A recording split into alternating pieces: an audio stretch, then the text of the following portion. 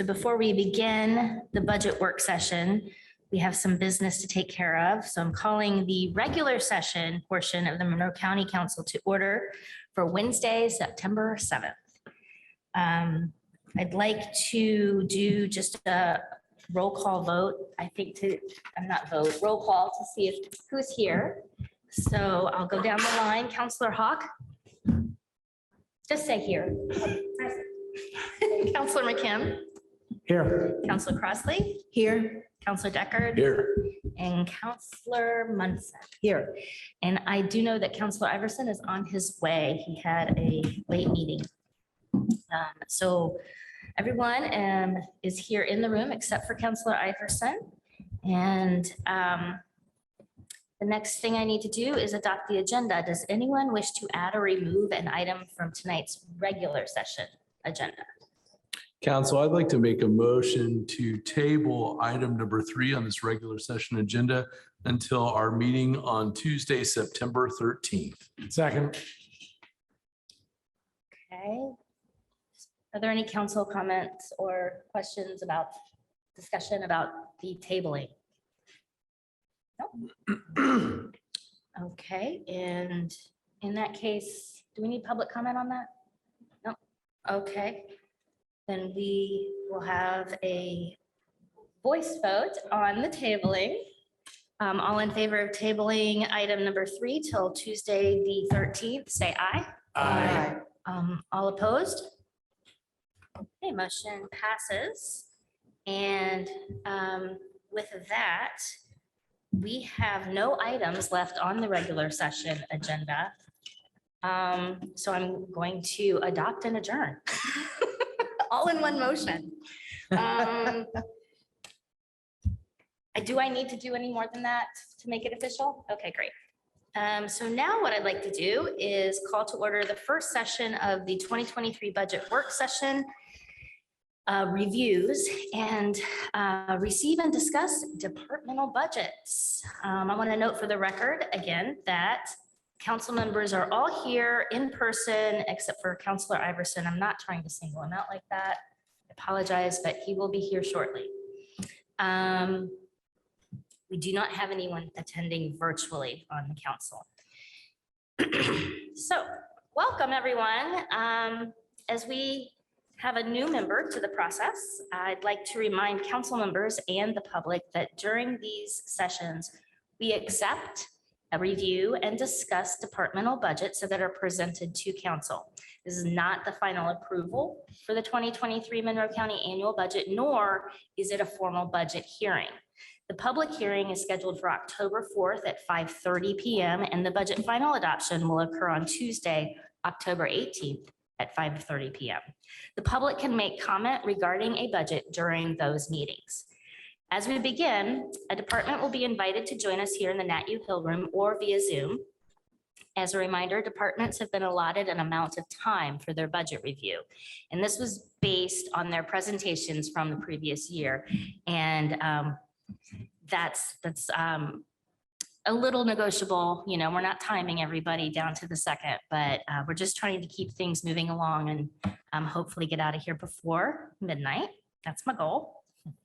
As always, council can extend that time, but we need to be mindful and keep our discussion focused on the budget reviews. If a non-budget topic requires further discussion, we'll have Mrs. Shell, council administrator, make arrangements on our next available agenda, regular or work session to continue the discussion. Departments then have been allotted an amount of time to explain any increases, decreases, or additions to their budget. Council members will be given an opportunity to ask questions of the elected officials and department heads. And council will also have an opportunity to make any recommendations to increase or decrease account lines based on the discussion and or the need of the department. Then council will take a voice vote to approve the department's reviewed budget request, assuming that Councilor Iverson gets here. Again, this is not the final approval, and it is just a recognition of the requests that have been presented or then amended by council. Are there any questions from council members before we move on? No? Okay. So does anyone wish to add or remove an item from tonight's budget session agenda? All right, then we move to the review and I'd like to, of expenditures and revenues. And I'd like to give Councilor McKim a few minutes to review our 2023 revenue and expenditure totals as we begin this process. Oh, you want me to? I'm bouncing it over to you. Okay. May I share my screen?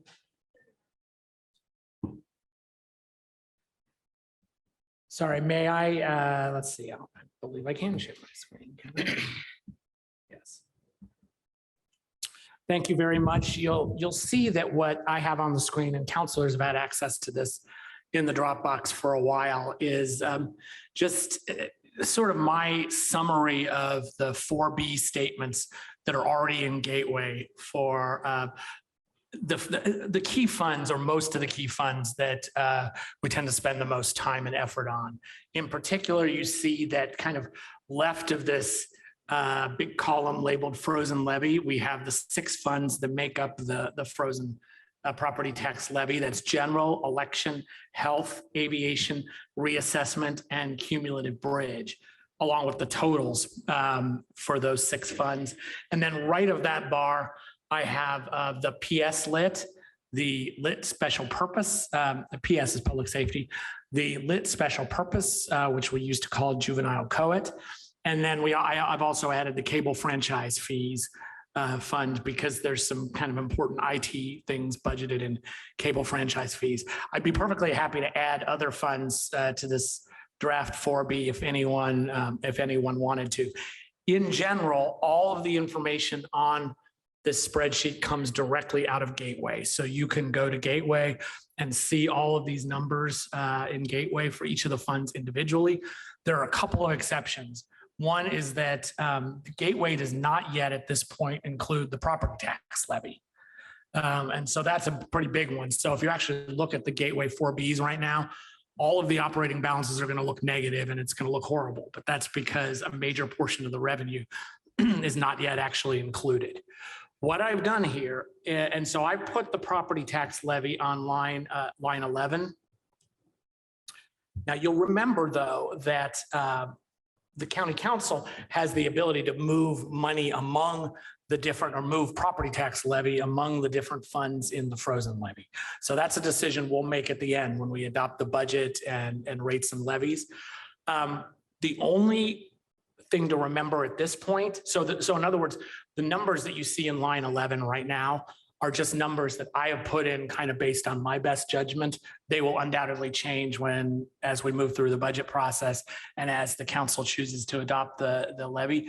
The only important thing to remember is that all 6 of those property tax levies under line 11 for the frozen levy have to add up to no more than $24,451,586. It's that number that you see in orange there. That is let me zoom in more, that number right there. So those 6 numbers have to add up to that no more than the 21,451,000, and hopefully not much less than either, because then we're leaving money on the table. But what I've done is I've kind of set just for discussion, I've set amounts for each of the levies in the frozen levy that leave us with a reasonable operating balance for the fund in question. And in particular, I have, right now we have an operating balance, which, and when we say operating balance percentage, what this is after everything is expended and earned for 2022 and 2023. So on December 31st, 2023, if all these other things come true, then that operating balance is the amount we have left in the bank. And I know that the accountants will generally have recommendations for what percentage that operating balance should be as a percentage of the overall budget. And so what I've done is I've allocated property tax levy to each of these funds so that generally the operating balances are at least 20%, although it looks like health is 19%. So we may want to bump that up a little bit. And reassessment is considerably lower because there are no salaries in that fund. And generally you want to have, the operating balance is really important when you have salaries in there because you need to be able to make payroll and you need to be able to have enough cushion there to make payroll. But like I said, we can, we'll change those numbers undoubtedly. So with the budgets that have been submitted, what we see are, the budgets that have been submitted are in yellow. Those are going to agree with the numbers, presumably, that we'll be hearing tonight. And then if you want to look at where that puts us, if we were to adopt that entire budget, where that puts us with respect to this year's revenues, well, I'm sorry, this year, let's call it 2023's revenues. That's going to be in line 32, where it says net 2023 revenue. What that means is that's how much net revenue we have for the year if we adopted the budget as is. And so what that says is that the general fund, we're essentially right now looking at a deficit of $4.6 million for the year based on what's been entered so far. Now, we already know that 1.9 million of that is some extra highway money that was put in there for council discussion. And so, you definitely don't panic when you look at that. But the other thing that we can also see is that we've got that still, even if we were to expend all that, that leaves us with a relatively healthy operating balance of 34%. So that's still, even if we actually expended that, but approved the budget as is, we'd be burning down a lot of cash, but we would still at least have enough that this year we wouldn't be panicking. So that's kind of the way that you can interpret all those numbers. I did the same for the public safety lit, which although there's a slight budgeted deficit based on the submission so far, it still has a very healthy operating balance of almost 60%. The juvenile COET has an extremely healthy operating balance of 115%. And then I also added cable franchise fees just because I'm getting a little bit concerned about the operating balance on that based on the large number of IT expenses that we're being asked to put in there. So I'm not saying we don't need it. We'll hear about that budget later today. I'm just saying that it's an area of concern potentially for future years. So those are my comments. I don't know if anybody else has anything they want to say or. Thank you. Councilor Councilor Hawk. I didn't hear you mention, did you add the revenue in from that transfer from per diem on this as yet? Sorry, yeah, there actually are two things to mention on that. First of all, yes, according to the auditor's office, the transfer from per diems is listed in the revenue expect to receive. So that is in the general fund right now. All that cash that was transferred a couple of weeks ago from per diems to general. That just want to confirm that's correct? Yes, that is true. And the other comment I had is when I set the operating balance for these, after you guys set your budget, I will right size these operating balances to maximize the amount that goes into the general fund. Like right now, aviation is 29%. I like there to be 3 months of cash in each account, except for assessment, because there's usually no assessment emergencies. We know there can be health emergencies. So any extra money, I will sweep that into the general fund because that's where we would do additional appropriations first for any major emergency. We do that every year. So these are targets that he's just set based on where it looks like today, but that is set after you guys close your budgets out.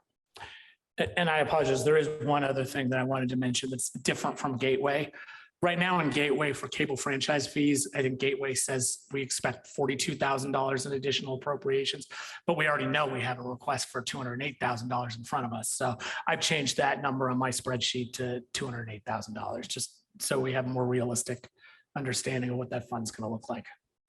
What do you have on the spreadsheet for the anticipated per diem revenue under miscellaneous revenue I spoke with Bree, and I think she was going to put it in at maybe, was it 300,000 That's right. for the miscellaneous revenue expected for next year? Yes. And- So and the that would only be reason- already under line 13 then. Yeah, she's not here tonight because her husband is out of town, so she has childcare duties that she had to do. Her parents moved from Michigan to here. So that's very exciting for them. She got, because they're new residents. So she couldn't be here tonight. She wishes she was. Yes, that's true. The other thing I want to mention is these are all the funds that add up to the levy. These are not rate control funds. These are operating balance control funds. The other funds would be rate control funds, and that would be Cume Bridge, Cume Cap, and Major Bridge.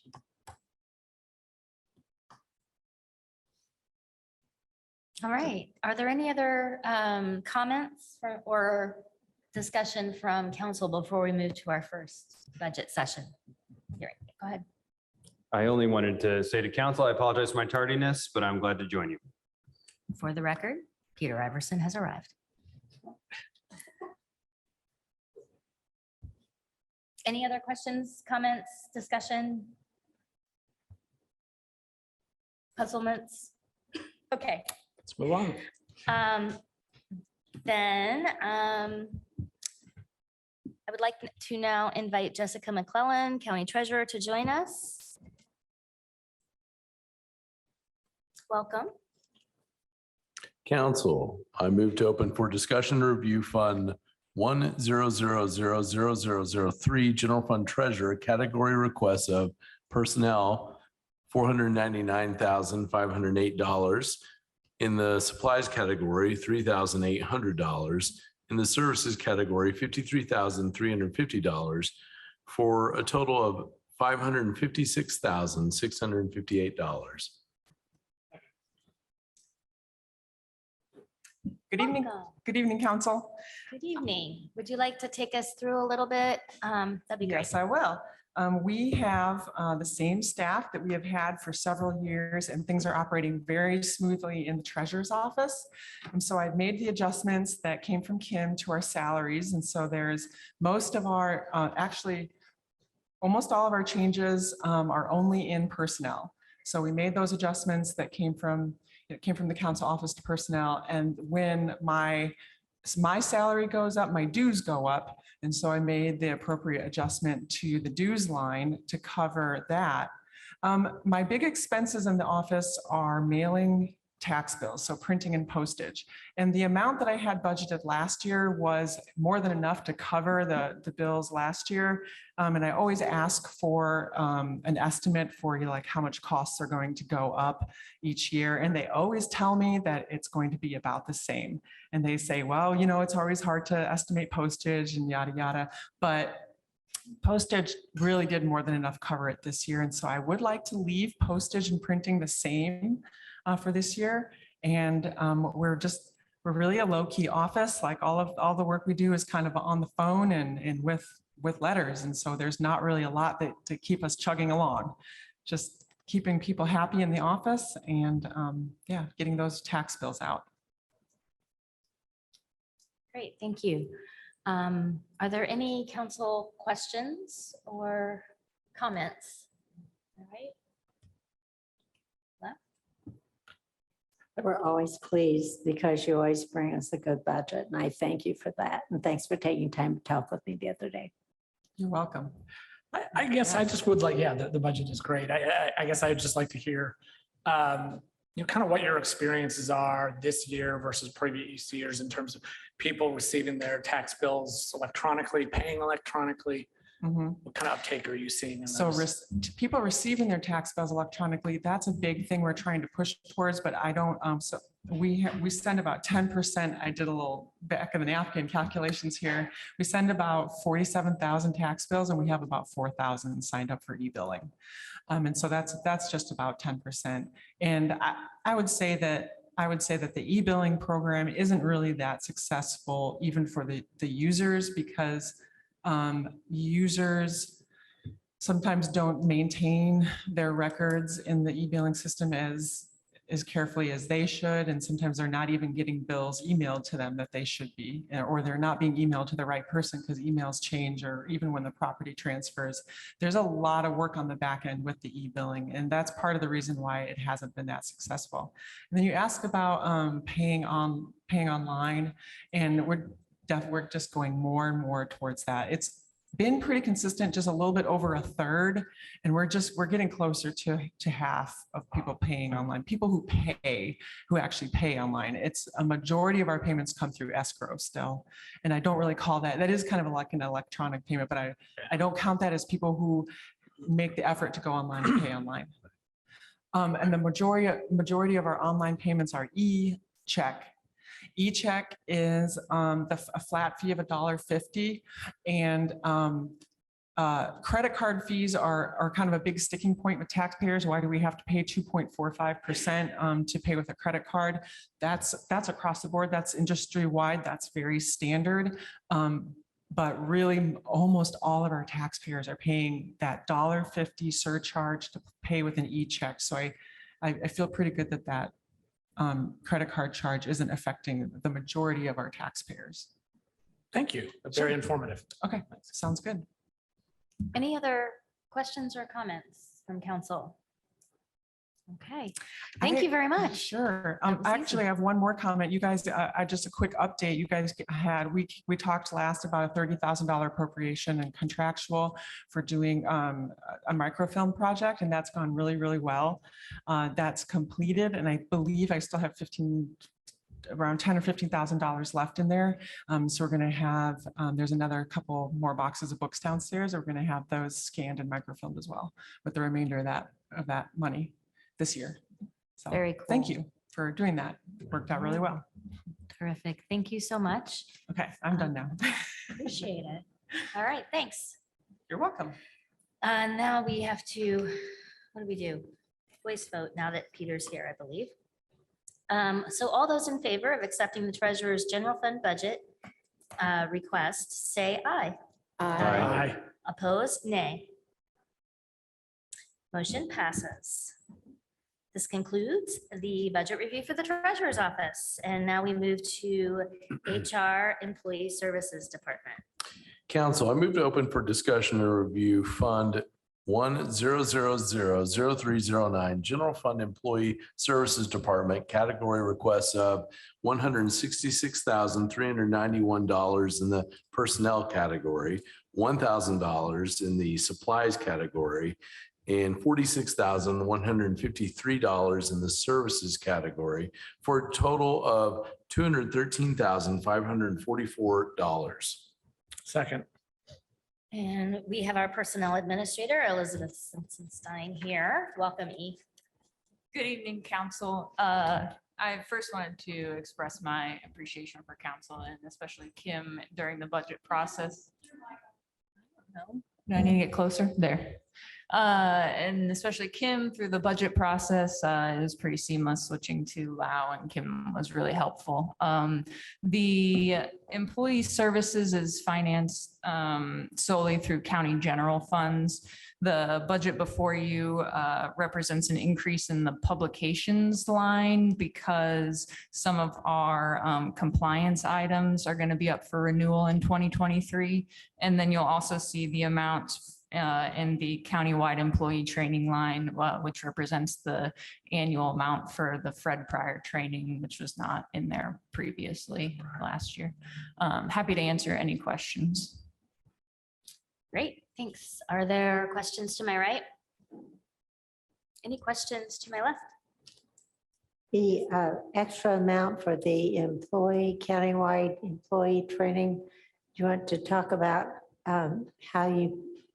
what kind of training and so forth you're proposing? I'm not proposing anything. That was a contract that was approved in 2022 for the Fred Pryor online training for employees. And that's the annual amount that will be required to be paid according to that contract. Okay, so are you intending to continue on with whatever program? It's a 3-year contract. Thank you. Oh, go ahead. No.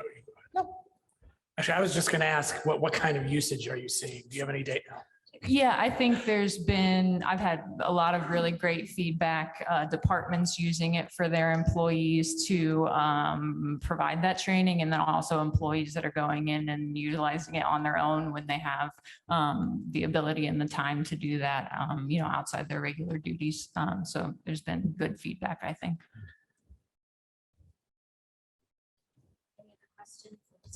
Any other? Yes, Mr. Iverson. So some people might recall that we did Garden LLC training.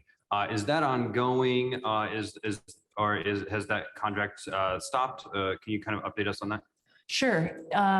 We just completed a group of employees. There is a minimum amount of employees in the contract that needs to be trained. And I think we've talked about that previously. We just finished another group, I think, of about 20 employees, plus some people that needed to do some makeup sessions. That just completed about 2 weeks ago, I think. And we'll do one more training, hopefully by the end of the year, to account for the rest of those employees. I think about maybe 10 more new hires, and anyone that needs to make up anything before the end of 2022. Great. That's a great training. I'm glad we're offering that still. Yeah. And is that a contract that continues just annually renewed, or I can see people get? Yeah, I think we're still working off of the original contract, and we've, what is the term? We've carried over some of those funds in order to be able to meet the contract requirements. Okay. Oh, okay, great. So when you say you encumbered the funds Yes. over, then is the contract date finished and we're just finishing the terms? Do you know? Maybe this is a commissioner's I do question. not believe it is. I think there may have been a date, but there's also a minimum number of employees, see. and that's the goal see. that we're trying to meet to Okay. satisfy that I'm just contract at this wondering time. if and when that would come back. It seems valuable to have ongoing onboarding training and have this be maybe a part of it. Yeah, that is a conversation for what that with the commissioners, I think, about what that looks like moving forward. I Okay. think there are some options. Okay, great. Mhm. Thank you. Any other questions from council? Oh, thank you very much. Thank you. We are going to vote with a voice vote. All those in favor of accepting the Employee Services Department's general fund budget request, say aye. Aye. All opposed, say nay. Motion passes. So that concludes employee services, and now we move to weights and measures.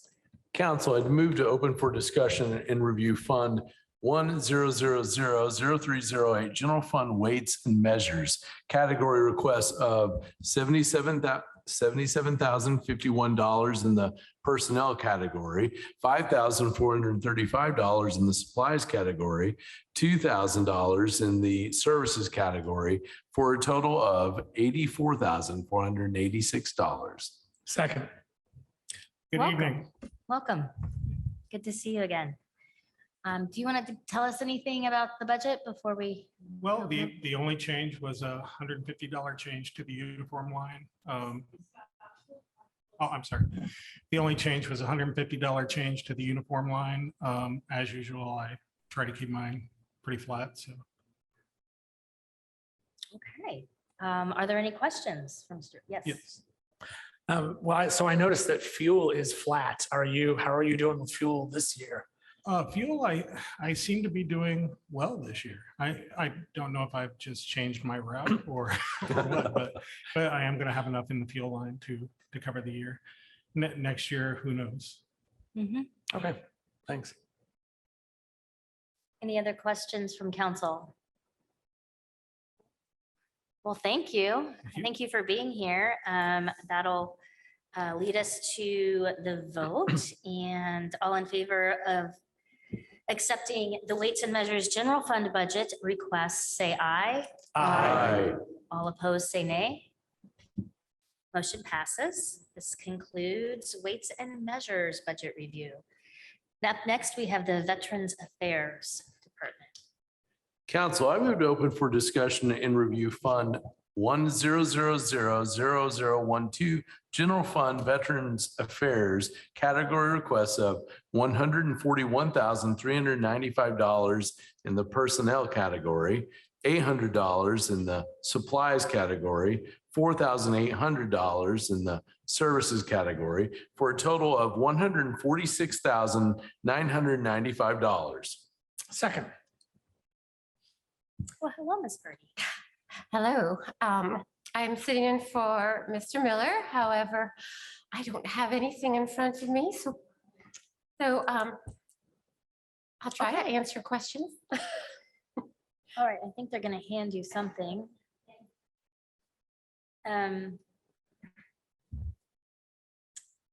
Just kind of glancing through here myself.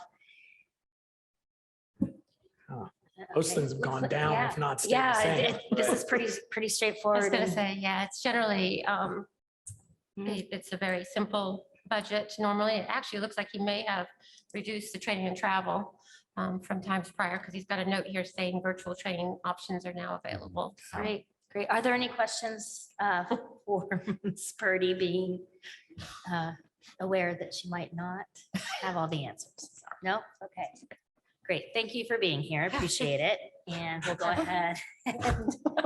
Good job. Go ahead and vote. So all those in favor of accepting the Veterans Affairs budget request, say aye. Aye. All opposed, say nay. And motion passes. That concludes Veterans Affairs Office, and now we move to the Legal Department. Council, I move to open for discussion and review Fund 100000277, General Fund Legal, category requests of $662,020 in the personnel category, $1,145 in the supplies category, $44,258 in the services category, for a total of $707,423. Second. Welcome. It's Thank good you. to see you, Mr. Schilling. Thank you very much. Would you like to tell us about your budget? Well, thanks. Dave Schilling from the Legal Department. The budget we present tonight is the same we presented last year, with the exception of the payroll lines, which were increased according to council instructions. All right. Are there any questions for Mr. Schilling? Yes. I guess I just wanted to confirm that any outside litigation is going to be handled through additional appropriation requests potentially this year rather than through the annual budget process. That is correct. You will see us again before the year's over, Thank you. sadly. I like, well, Sadly, but yeah, understood. the transparency of that is good. So Yeah. I think that makes sense. Any other questions or comments from council? Holy cow, we are going fast.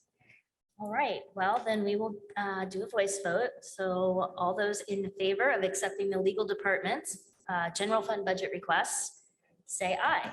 Aye. And all opposed, say nay. Motion passes. Thank you. Thank you for being here. That concludes the budget review for the legal department, and now we move to the building department.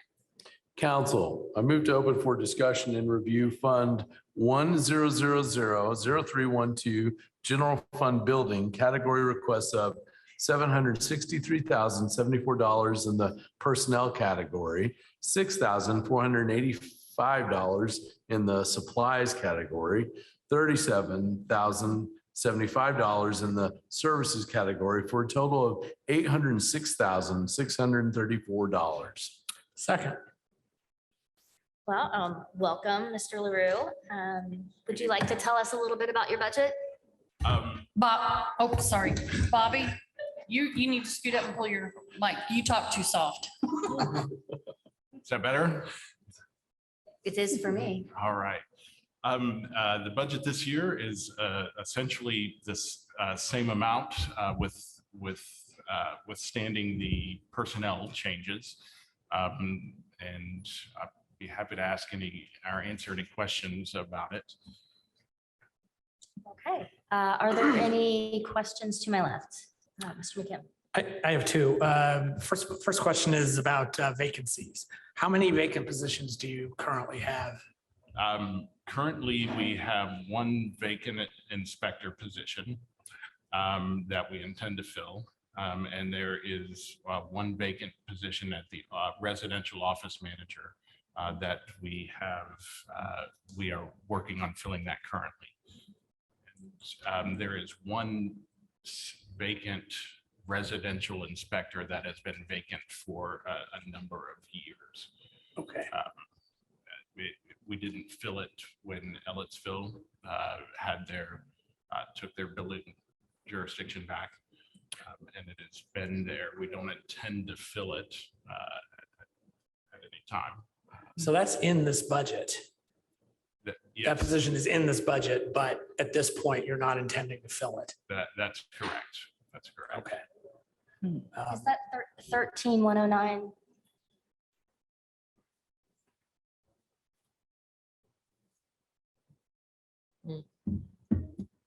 I believe that's correct. Yes. I'm sorry, which line did you say? 13,109 is the location. So is there a reason, I mean, do you have any intention of filling it? Should we not just, I mean, I understand you don't want to eliminate the possibility of the position because if there's growth, you might want to keep it. I mean, is that the sort of thing where we might want to just, so that the line stays there, put in $1 or something like that? I know we've done that with other lines. Or do you have some intention of filling it in the near future? I don't have any intention of filling it in the near future. Right now, we have a lot of apartment construction happening, but it kind of goes in waves and cycles, right? Not that long ago, we had a great deal of residential construction happening. So I just felt like it was kind of nice to have the placeholder there to be able to come to you all if that need arises. So this position, how long has it been vacant? Probably 4 years, three or 4 years. Personally, I think we ought to just, Michelle. I would, if you want to reduce the amount, which I'm assuming that's what you're going to be doing here shortly, I would, so that it still populates into Lao and it's still an active, just leave it with $1. That's what I was thinking, so that we keep the position up. Sorry, council. We're not clear that that particular line is in fact the vacant line. I can confirm that in my office, but it's going to be taking a little longer than just right now, if that's okay. Okay. I'll confirm the line that's vacant. Well, then I have one other question that's really probably more for the either auditor's office or for Michelle. It looks like there's a line there for gas, oil, and lube. That's the fuel that the employees use for their vehicles, right? Yes. So why do some departments have a fuel line and others have gas, oil, and lube? It seems like we want to have it be the same, so we could just look across the board. What's our fuel consumption? Right, and that is a carryover from Harris. And every year I try to consolidate lines. I've been working on the supply section. I haven't kind of made it to the services part yet, but I have been working with Bree and other departments on consolidating. So I hope to get that, since we've done the WIS, we've got all of the titles and new account lines for the WIS for this one. That is our next project for next year, is to consolidate account lines. So eventually you will see fuel. It's just that since there's such a variation, that might be a useful thing to actually look at across the departments, what our fuel Yes. numbers look like. Yeah, and there, and as an example, we have there's a couple lines where it says maintenance vehicle, and then you can find one that's called vehicle maintenance. So, we're just trying to clean things up, and it's, like I said, it's a carryover from Harris. We just haven't got it cleaned up yet. I do want to point out that the expenses are the same. When we buy the fuel, there's taxes taken off the fuel, so we buy it at a different cost. So when they fuel up at where they get their fuel at, it's discounted fuel, whether it's in this line or another line. It costs the exact same. Right, I get it. They're not going to Kroger to buy their gas. Okay, I'm sorry, go ahead, Ms. Munson. Yes, I have a question about the two office managers. They were moved from other account lines to this line, to this particular budget. Were they in a different budget previously? They had different titles previously. Different titles? So they were kept in the budget under the old title, so that you could see the change that was made, but they have, the two positions have new titles. The vacant line is 13106. Okay, so thank you. And one other question. Is it possible that you could have an inspector who would cover both residential and commercial, or are they so very different that a person cannot be trained to do both? No, a person can be trained to do both.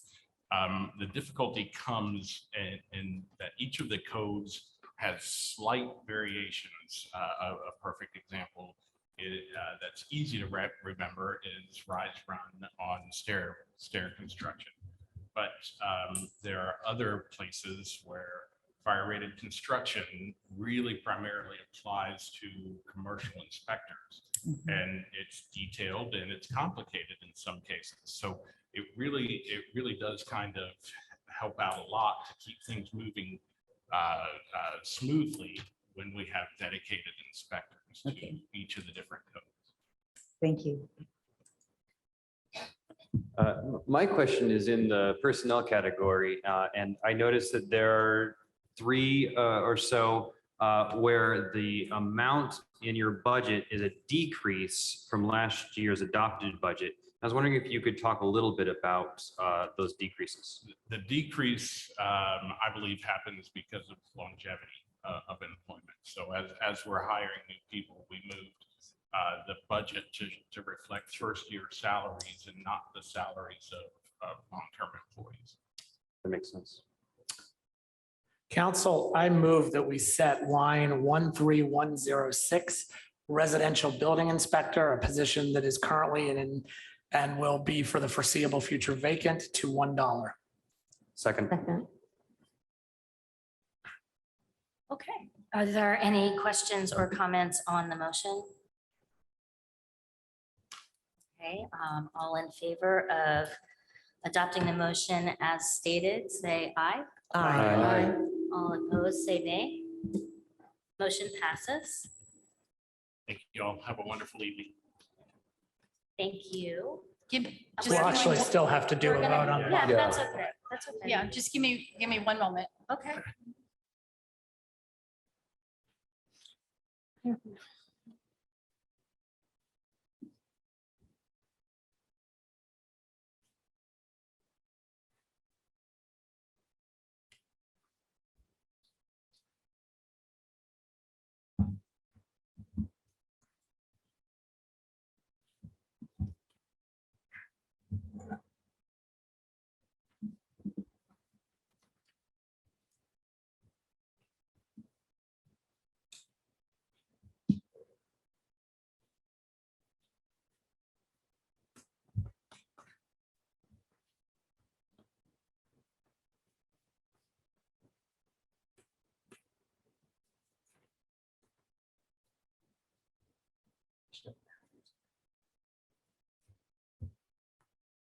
Are we ready to go? That's the new personnel line amount right there. Do I need to read that now? Yes. Okay. And I'm gonna do I do all 3 categories plus the total bottom line together? Does that make I sense? would, yeah. Okay. And if you can scroll as we move, and Yes. that will help me. I want to read some new bottom lines for the building department. In the personnel category, $712,486. 466. Oh, my bad eyes. And so in the personnel category, $712,466. In the supplies category, it'll be $6,485. In services, be $37,075. for a total of 756,026. 756,026. Yeah, well, is it just reading it in? It's It's just amended. reading the amended Okay. bottom line. then we can Okay. vote. All those in favor of approving the building department's amended budget request as stated by Counselor Deckard, say aye. Aye. All opposed, say nay. Motion passes. And now we have the Technical Services Department. Welcome. Council, I moved open for discussion and review Fund 100000106 General Fund TSD category requests of $234,152 in the personnel category, $11,600 in the supplies category, $400,000 in the services category, for a total of $645,752. Second. Welcome. And would you like to take us through a little bit of your budget, Mr. Crone? Good evening, council. I think most of you know me, Greg Crum, Technology Services Director. This is Wendy Goss. She's our office financial manager and phone expert. So any questions you have in that line, she should be able to answer for you. So not many changes here. Most of them to our county gen was payroll lines. We did have one notable exception in our telephone maintenance line, currently running in the red on that line for some costs. So we were looking for an increase in that line. So.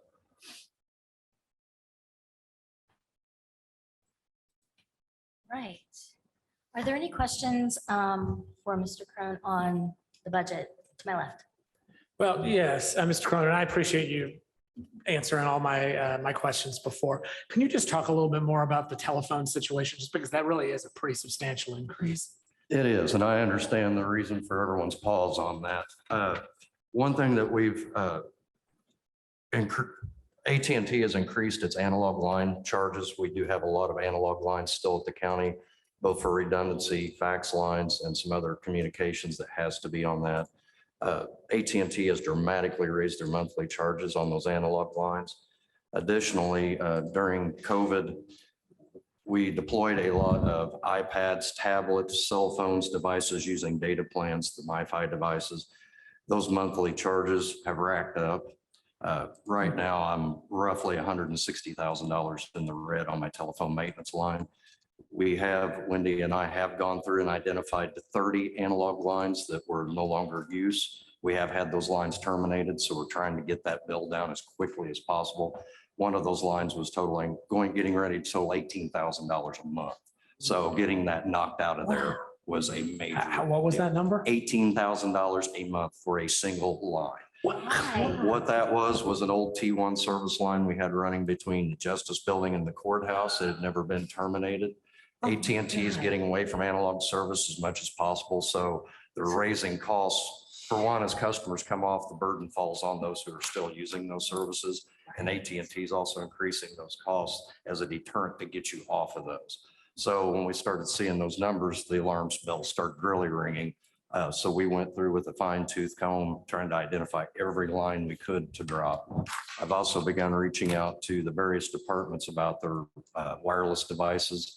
We can see on reports devices that have regular use, those who do not. I'm trying to recall those devices back that aren't in use so that we can kill those and not pay the monthly charge on that. So that's what we're looking at right now. Thank you. Thanks for the explanation. Question? Just a follow-up to that. How many wireless devices are out there that aren't being used? Rough count on that, do you know? I mean, a guesstimate is fine. I'm sorry. A guesstimate is fine.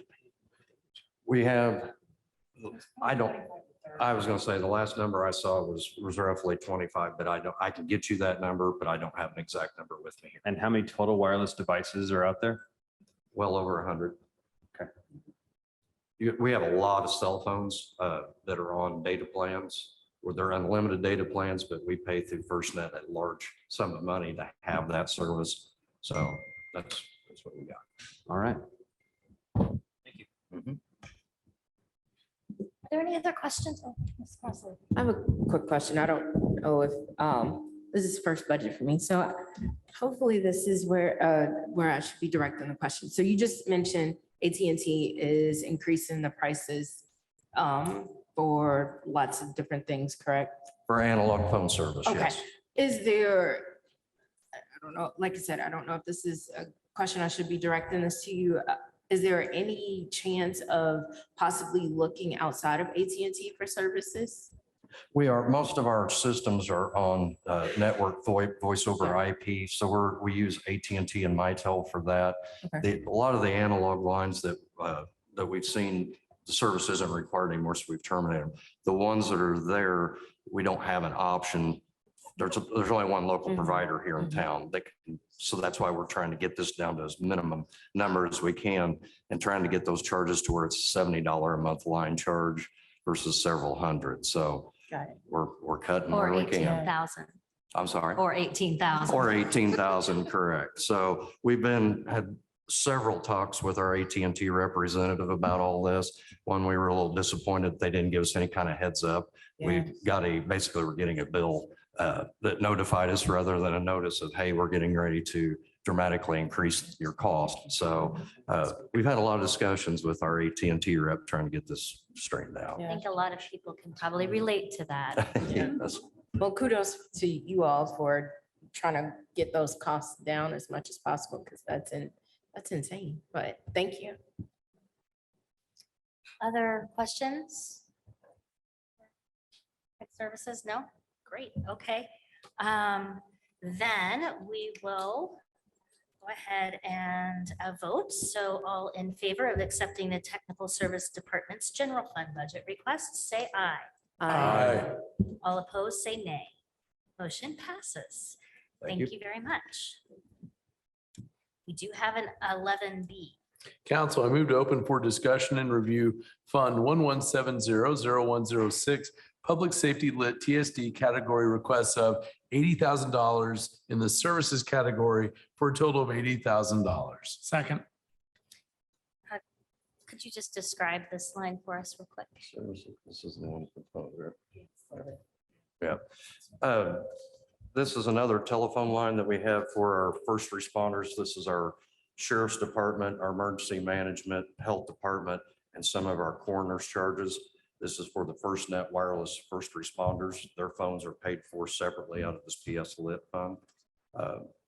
Again, it's another service, any wireless service that cost increase has gone up slightly for the data plans. So that's why we are requesting an additional $10,000 to allow for additional increases throughout the year. Do we have any questions from council members? Questions on my right? No? Okay. In that case, all those in favor of accepting the Technical Services Department's Public Safety Lit Fund budget request, say aye. Aye. All opposed, say nay.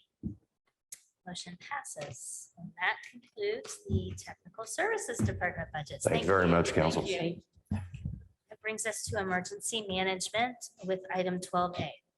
Council, I move to open for discussion and review Fund 10000361, General Fund Emergency Management category requests of $156,643 in the personnel category, $5,700 in the supplies category, and $36,636 in the services category for a total of $198,979. Second. Welcome. It's good Hello. to see you, Ms. Nebel. It's nice to meet you all. Thank you. Would you want to tell us anything about your budget? Anything of note that we should Sure. pay attention to? So it's basically the same as last year. There's only 3 differences. One of those would be in the program supplies. We are due for the hazard mitigation plan update in 2023. So I figured we may have a little extra cost with that due to meetings and things of that sort. The other item that has an increase is the training and travel. My deputy and myself are going to be pursuing our certified emergency management certification in the next couple of years. So we'll be attending and doing some extra training for that. The other item is the radio, CD, and sirens item. Late last year, the vendor changed for the contracted maintenance, which was a bit of an increase. So that contract was $19,620, and last year $22,000 was budgeted, which didn't leave a very wide margin for maintenance, actual maintenance work. So I've increased that to kind of take in consideration that contract increase and a possible increase. You know, typically every contract increases every year, although we haven't begun those negotiations yet, but I do anticipate that there will be an increase. And then, of course, some actual fixing maintenance of some sirens as well. Okay, are there any questions on my right? Yes. Actually, not a question, but I would ask you to explain about additional sirens and where those funds come from. Because we've talked about needing additional sirens. Yeah, so the first priority is to fix some of the ones that we already have. Some of the parts and pieces of them have become obsolete. They are 21 years old, which, you know, in my world is not that old, but in the siren world is a little bit of age. So we are going to try to get on a plan to replace those as they go. And then we will look to add extra after that. How many sirens do we have? 41 that we maintain. So will you do it on a cycle of ever so many a year? Do you have that kind of figured out, how many per year? Yes, so the preliminary plan is over a 5-year span, we'll be doing 7 a year. That's what I thought I saw. Okay. Yeah, that's terrific. Are there questions or comments to my left? Oh, go ahead. I just want to say I appreciate the mention of the certifications. I think that's important in the role that you're in. In previous budget hearings, we've talked about that a little bit. And I think that that's so key because I think things change a lot for the headaches that come your all's way. And hopefully we don't have any of those, but it's good that you're prepped for that through that process. Yeah. Thank you. Any other questions or comments from council? Okay, all those in favor of accepting the emergency management's general fund budget request, say aye. Aye. All those opposed, say nay. Motion passes. And now we go to 12B. Council, I move to open for discussion and review Fund 1152-0000, Emergency Management Right to Know category requests of $100 in the personnel category, $8,550 in the supplies category, $1,500 in the services category, for a total of $10,150. Second. Could you tell us a little bit about what this is? Sure. Thanks. So this budget has not changed at all from previous years. It's not funded through county funds. It is funded through the Emergency and Preparedness Community Right to Know Act. It's a long one. I try not to use the acronyms because there are a lot. So, but yeah, so chemical facilities in the community pay into this, pay a fee for this act, and then those fees come back to the local emergency planning committee, the LEPC. And it's the LEPC that is responsible for, you know, the hazmat planning and exercises and preparedness. Ugh, too many P's. Great. Are there any questions on this budget? To my left? To my right? No? Okay. Pretty straightforward then. All those in favor of accepting the Emergency Management Department's Right to Know Fund budget request, say aye. Aye. All opposed, say nay. Motion passes. That concludes the budget review for the Emergency Management Office. And now we move to item 13A with our Highway Department. Council, I move to open for discussion and review Fund 1135-0000 cumulative bridge category requests of $397,440 in the personnel category, $317,500 in the supplies category, $1,125,681 in the services category, for a total of $1,840,621. Second. Welcome, Ms. Ridge. So you've got assistants tonight. Yep, Toby Turner, our highway Hello. superintendent. Welcome. I will answer any questions you have. There was no major changes. We stayed within the 5% COLA that was across the board. We increased a couple projects, the Bells Road project, that road, Bridge 79. We increased the line for our bridge deck work and asphalt within 500 feet of a bridge or culvert approach, and then Bridge 913, Old 37 North for some repairs. Okay. Are there any questions or comments to my left? To my right? No? Well, okay then. Let's go ahead and vote. All those in favor of accepting the highways, make sure I'm in the right one here, cumulative bridge fund budget request, say aye. Aye. All opposed, say nay. Motion passes. And let's move to 13B. Council, I move to open for discussion and review Fund 1169-0000 local roads and streets category requests of $620,000 in the supplies category, $80,001 in the services category, $120,000 in the capital category, for a total of $820,001. Second. I love the $1. Again, I'm happy to answer any questions. The equipment that we are looking at is a skid steer track option. We have a lift in the county garage that has been there since the building was built since 1996. So it's starting to have some wearing to that. So we're looking at alternatives of replacing that. And then also some portable lifts that we are actually have for loan right now to try those as a solution as today in place of that lift. And then looking at maybe a tack buggy replacement.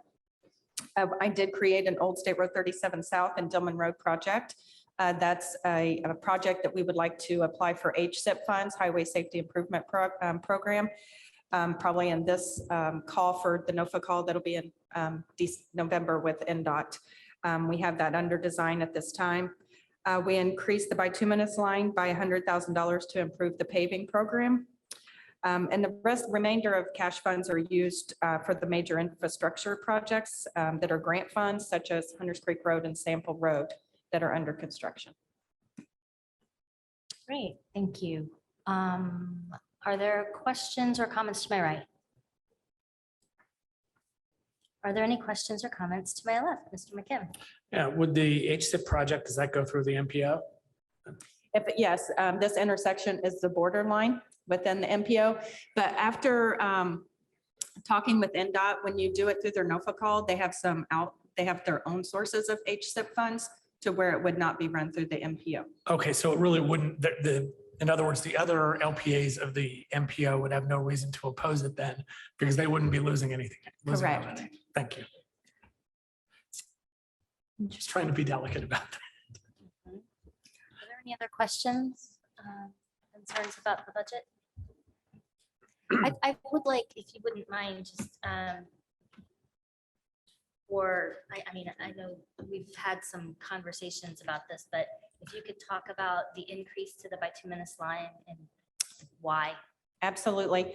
The local, so we have the MBH budget is mainly our source, that has been our source for many years for paving. After we do our overhead expenses and keeping a shop going, we usually typically have 1 to 1.4 million left over, and we put that all into bituminous for paving.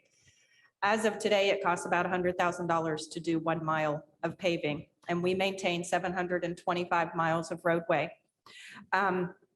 So we started utilizing the local road and street fund more, and also the Cume Bridge Fund for paving purposes. We are allowed to use 500 feet on each end of a bridge for asphalt. So we did that this year with all of our projects. Local road and street budget, it will eventually be able to be used more for paving. We're trying to trickle a little bit more to it each time that we finish a project. We were able to move out the Curry Pike project that used to be in the local road and street and TIF budget. So we've moved those into grant funds. The Hunters Creek Road project, we're finishing up with phase 2 and 3. We pay our matches for those. We pay for change orders. So we've kind of held on tight to the local road and street to finish those major infrastructure projects. So it's our goal to eventually use, we'd like to see $1 million put into a bituminous line in local road and street. And that's kind of what we're gearing for. Our goal is to improve the paving program as much as we can. It's probably the most complaints that we receive. People want the road paved, and we understand. We wish we could pave more, but we apply for the grants that are out there at every opportunity. We've been awarded paving projects every time, but it's still is a long way to go to reach 725 miles. About how many miles are you doing each year? So this year, utilizing all the budgets that we had and pulling everywhere, we were able to do about 34, 35 miles this year. To our knowledge, that's the most that we've done. And that is in-house, and that is outside sources that we contracted out and bid out. We think that works better for us to where we can keep things going like mowing. We were able to have 4 mowers running the whole season, which takes 8 guys with the follower. If we do paving in-house, it takes everybody we have to be able to do that. So we do the smaller jobs in-house and contract out the bigger jobs, and also seek community crossing funds. So this year, we're pretty proud of the paving program we built, and we just want to keep building on that program. 35 miles total paved. And you have to also Full keep width it, pavement, and that's not included some of the paver patch and stuff you guys see around where Sure. we smoothed up some spots here and there. That's full width. oh, it's full paving. full Yeah. pavement. And also our bituminous line is used for pothole patching. So that goes to paving and pothole patching. So anytime we use that line, that's what that's for, and the paver patching. Great. Thank you. I always learn something from you.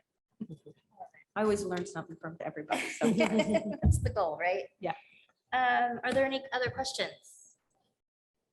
Okay, seeing none.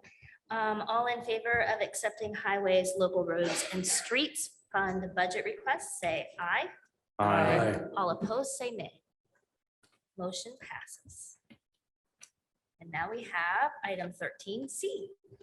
Council, I moved open for discussion and review Fund 11710000 County Major Bridge, category requests of $2,856,992 in the services category, for a total of $2,856,992. Second. we really don't have any changes to this budget. We have 2 major bridges that are, one is going to letting in July of 2023, the Fullerton Pike Phase 3 Bridge. And then Mount Tabor Road Bridge, we hope to go to construction the following year. So that's what these funds are for. You can use these for a bridge that's over 200 feet in length, and these 2 bridges fit that category. Great. Are there questions to my left? Any questions to my right? All right. All those in favor of accepting the Highways County Major Bridge Fund budget requests, say aye. Aye. All opposed, say nay. Motion passes. And we move to 13D. Council, I moved open for discussion and review Fund 1176-0530-0531 and 0533 Motor Vehicle Highway, category requests of $3,575,983 in the personnel category, $2,468,301 in the supplies category, $1,362,700 in the services category and $12,003 in the capital category for a total of $7,418,987. Second. All right, we are going to discuss and review. Okay, Would you like to start? so I do want to point out that we put $2 million into the bituminous line. Typically, we put 1 million. I know we've had discussions with you all about seeking outside sources for that extra $1 million. We put that in to show that if we ask for that extra million, it takes us a little over $1 million over our estimated revenue. So we will really want you to delete that extra $1 million. We just wanted you to see it and what it does to our budget. I really want to point that part out. So we're not asking for any equipment. We're not asking for any vehicles this year. We want to put everything that we can towards paving. We did change locators and working with Kim and Bree. The MVH budget was set up a little bit different. It had 0530 locators, 0531 and 0533. We've reached out to State Board of Accounts. There's no reason for those separations. So we want this to follow the same guidelines as the other budgets and everything be consistent. So you'll notice that the 0531, 0533, and 0532 have been eliminated and replaced with 0 locators. We didn't include the 2023 numbers into the 0531 categories. We left those zeros, so we'll have the history. So that is why it appears to be 2 separate budgets. If you noticed in the 0531s, we're not asking for anything in 2023. It all switches to the new budget of the 0 locators. We had some minimal changes. Fleet maintenance, we had some duplicated lines. We're kind of like Kim, we're trying to clean up some areas that we felt there was some duplication over the years. We made a new line for GPS tracking. We have found that a great resource. We can, if we receive a complaint or a tree down, we can find out who is our closest personnel to that location to get that hazard eliminated immediately. Our snow issue. We did put in a $70,000 increase for repair building and structure. That's for a concrete pad up on our lot that needs repaired. And I think that's the major. We did increase gas, oil, and lube, of course, due to the escalated gasoline costs. Okay, thank you. Are there any questions to my right? Yes, Mr. Iverson. So first of all, I think that GPS service is really exciting. I think that, and that's all based on, is it GIS data or is that solely, well, I guess, yeah, could you talk about it? So we talked to a couple companies a couple years ago. We ended up going with Verizon Connect. They came out, they installed all the equipment. The equipment went into equipment and dump trucks. We are able to pull up the app on your computer, and it's live. You can track history. A lot of times we've received complaints that our truck was at this location. We can go back and say, no, we didn't do that damage. It was not our truck. And it's really paid for itself. Sometimes if the guys are out for long hours and you don't hear from them or they don't answer the radio, it can raise concern. So we can track that vehicle where it's at and make sure that they're safe and haven't run off in a ditch or something like that. So we find it very valuable for those types of circumstances. Yeah, it sounds like a game changer in terms of liability. It also makes me think that there's a lot of other departments who send people out into the field that could use a similar system. I immediately think of like septic or other things like that. It has worked really well out for our dispatcher.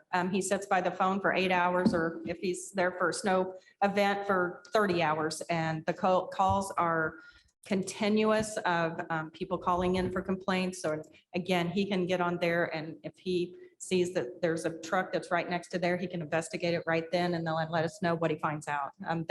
That's our main goal for using the GPS. Sure. Yeah. That's great. Also, we have, you guys see our mowers parked around, we don't bring them back to the shop every day, or our grader sits out most of the time unless it needs service or something. So it's a criminal activity on those things. We've had a mower actually stolen before. So Sure. that was also a big advantage to getting us on those equipment. And I'm good. Okay. Okay, any questions to my left? I will say that it's kind of mean to make us cut $1 million out of paving here.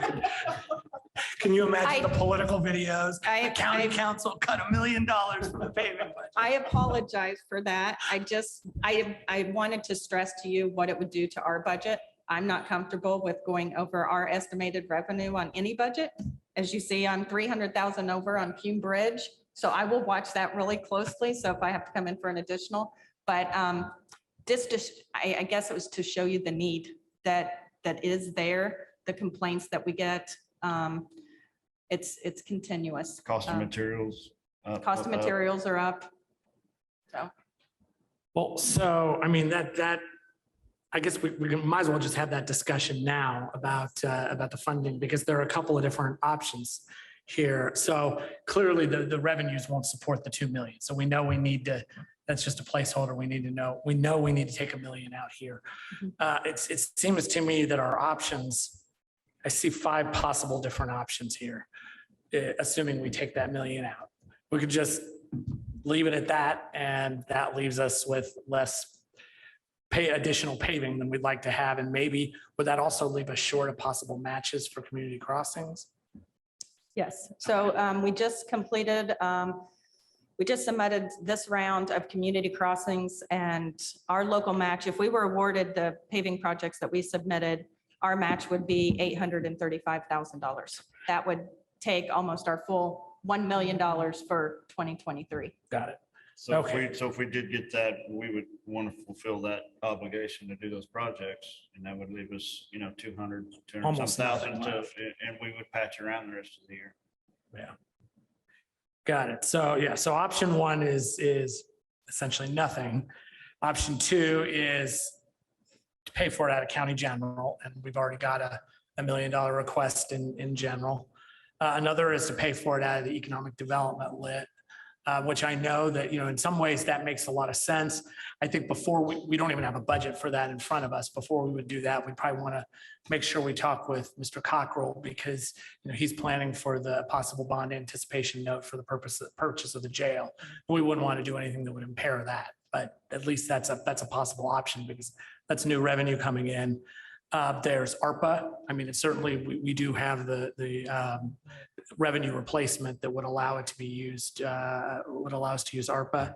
And then rainy day is our other source of kind of relatively unrestricted cash. So we have, I'd say, at least 5 different options for how to deal with that, assuming we know we need to cut it out of here. So I guess I'd like to know what everybody thinks, including the auditor and Ms. Turner King. I do want to say that if we were to use lit before the anticipation note for the bond, these would be one-time expenses if it was a match, and it would be used and gone. We will start getting that money in January. It will come in pretty quickly. It's a substantial amount of money.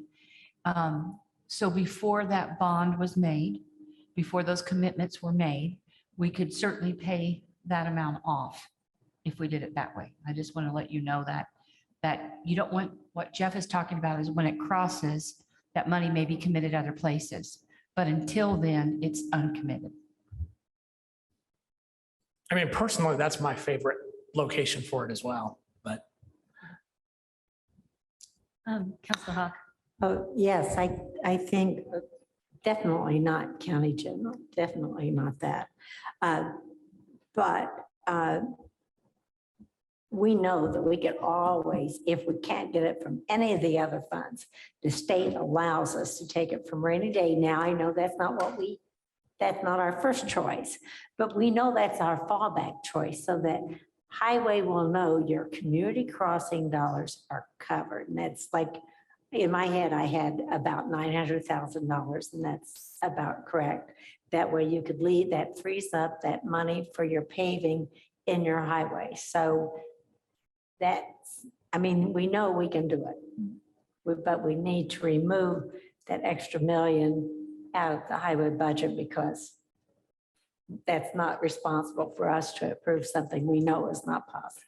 And I want to add, it's not to say that we would not, depending on what our revenue is next year, just like we did this year, there's always the possibility we could come in for an additional in 2023 to help with more paving, but we just have to wait and see what the revenue looks like at that time. That's why I'm just not comfortable going $1 million over a budget. Right.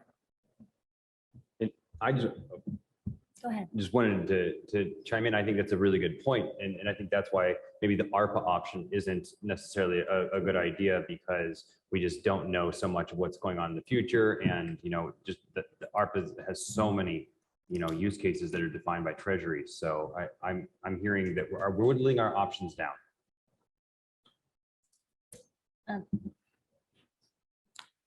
Okay. Going back to Dr. Smith's point about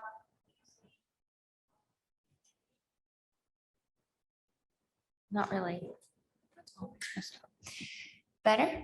Going back to Auditor Smith's point on using the edit, I would be cautious in using it because earlier this week, Mr. Cockrell and I met with representatives from FSG, and we talked about the ban, and they expressed some concerns about using that for other expenses if we plan on using it for the ban for Fullerton Pike. So before committing it, I'd like to run that scenario by FSG to see if that in any way impacts our ban. Okay. I think Ms. Munson, did you have a comment? Yeah, I have a comment to make based on what you reported that we have 725 miles of road and you accomplished 35 miles of paving this last year. And that works out to be a road gets paved once every 20 years. And we know that our roads don't last that long. I just think that math is important for people to look at.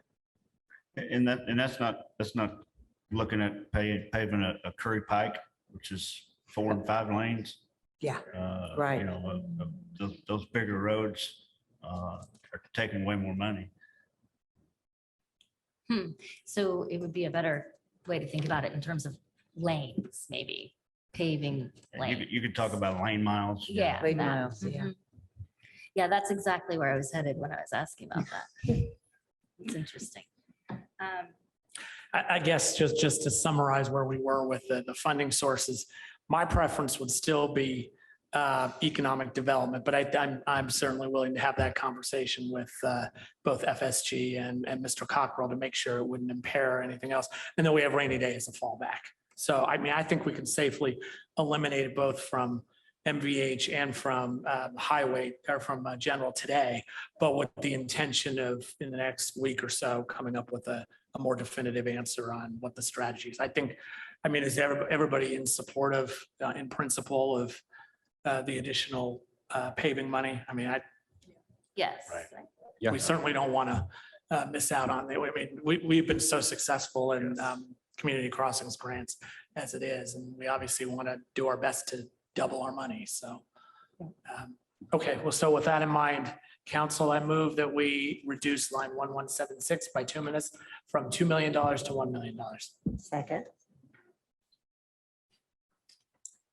Are there further questions or comments on the motion specifically? Seeing none, all in favor of removing the funding as described by Councilor McKim, say aye. Aye. All opposed, say nay. And motion passes. Do we have further discussion on the budget? No? Okay. Just as a reminder, we always know that no matter what, if we leave it like this, they can't spend any more than what they get in. And so that's the reason why it's always easy to vote on this budget, because they can only spend what they get. Keeps us honest. Okay, then all those in favor of accepting the Highways Motor Vehicle Highway Fund budget request, say aye. Hold on. We need to restate the numbers because we made a change, please. All those in favor of hearing Mr. Decker give us the motion. Appreciate it. All right, so let me reread these lines as we have them. In the personnel category, we have $3,575,983.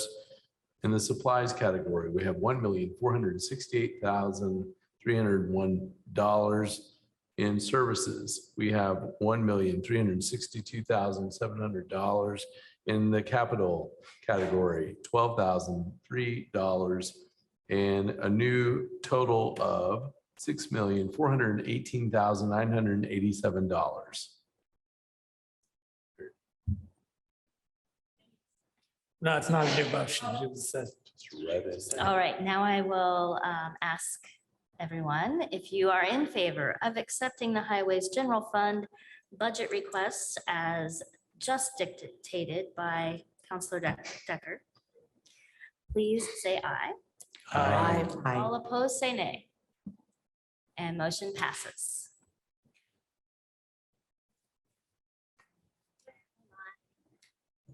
E. Council, I moved open for discussion and review Fund 100000531, General Fund Highway, category requests of $905,887 in the personnel category and $1 million in the supplies category for a total of $1,905,887. Second. This is the big one, a big one. So this was one of the options, I believe, that we talked about just a few minutes ago to eliminate. This was already folded into the Yes. previous budget, so there's nothing that needs to be done. So we are limited. So we're just going to reduce it. We really don't, do we even have to do? Yeah. If it's So been we need to average, change the total. Is that, and she's doing it. To zero then, right? It's already been included. It's already been wrapped up in the budget that we just passed. right, so we just need to get this down to zero, So we need to. if I can find it. Yeah, I know. I'm trying to find it too. Sorry. I'm sorry, what's the locator on this one? This one? Oh, yeah, there it is. Oh, yeah, it's already shows up as zero. At least in the, Yes. Yes. Yeah. I've got it on the screen right here. Yeah. It's Okay, sorry, I'm not. yeah, I see it.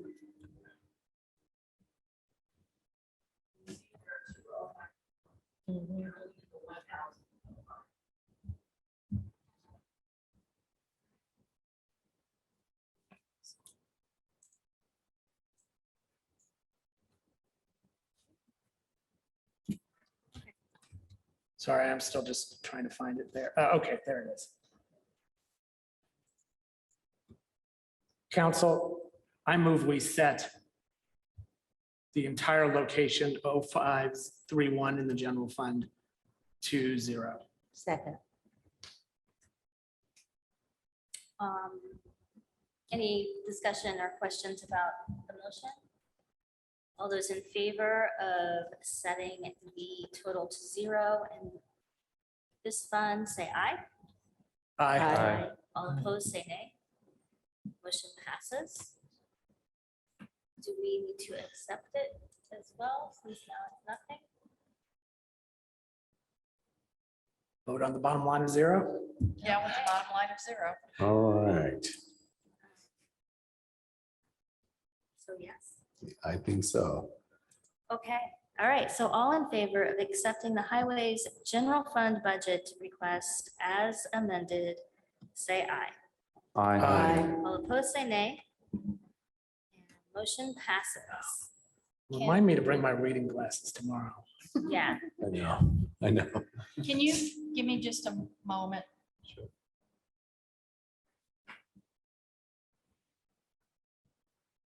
I have some in my purse, Jeff, if you want some.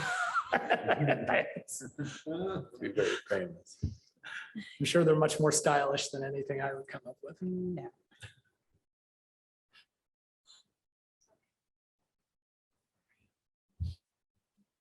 Okay, and now we're at 13F. Council, I move to open for discussion and review Fund 4920-0000 Westside Economic TIF category requests of $2,118,863 in the services category for a total of $2,118,863. Second. But was that number 18,000 or 88? Should be 18. Did I say it bad? I'm looking at the spreadsheet Kim had sent out a couple days ago, and it says 2,188,000. That's also what I'm looking at. 2,188. Yeah. So 86. 88 is correct. Okay, yeah. All right, 88. Let me That's read what I that said. back. $2,188,863. Correct. Yeah. That's what I see too, yeah. That's what I have. That. That was a typo. I'm happy to answer any questions. This is pretty self-explanatory. We eliminated Profile Parkway Extension Project. That will be closing out. Vernal Pike Connector is a grant fund, so we'll transfer cash funds into that. The Curry Pike, Woodyard Smith Pike, that's a grant fund project to be completed this year. And the remainder of the estimated revenue is put into engineering, STEM, TIF annual review, and disbursement to the bank for bonds.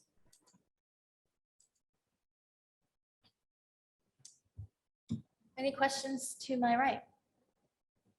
Questions to my left? Comments? All right. All in favor of accepting the Highways West Side Economic TIF Fund budget request, say aye.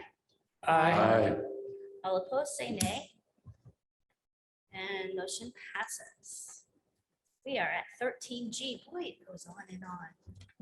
Council, I move to open for discussion and review Fund 4921-0000 46 Corridor Economic TIF category requests of $290,925 in the services category for a total of $290,925. Second.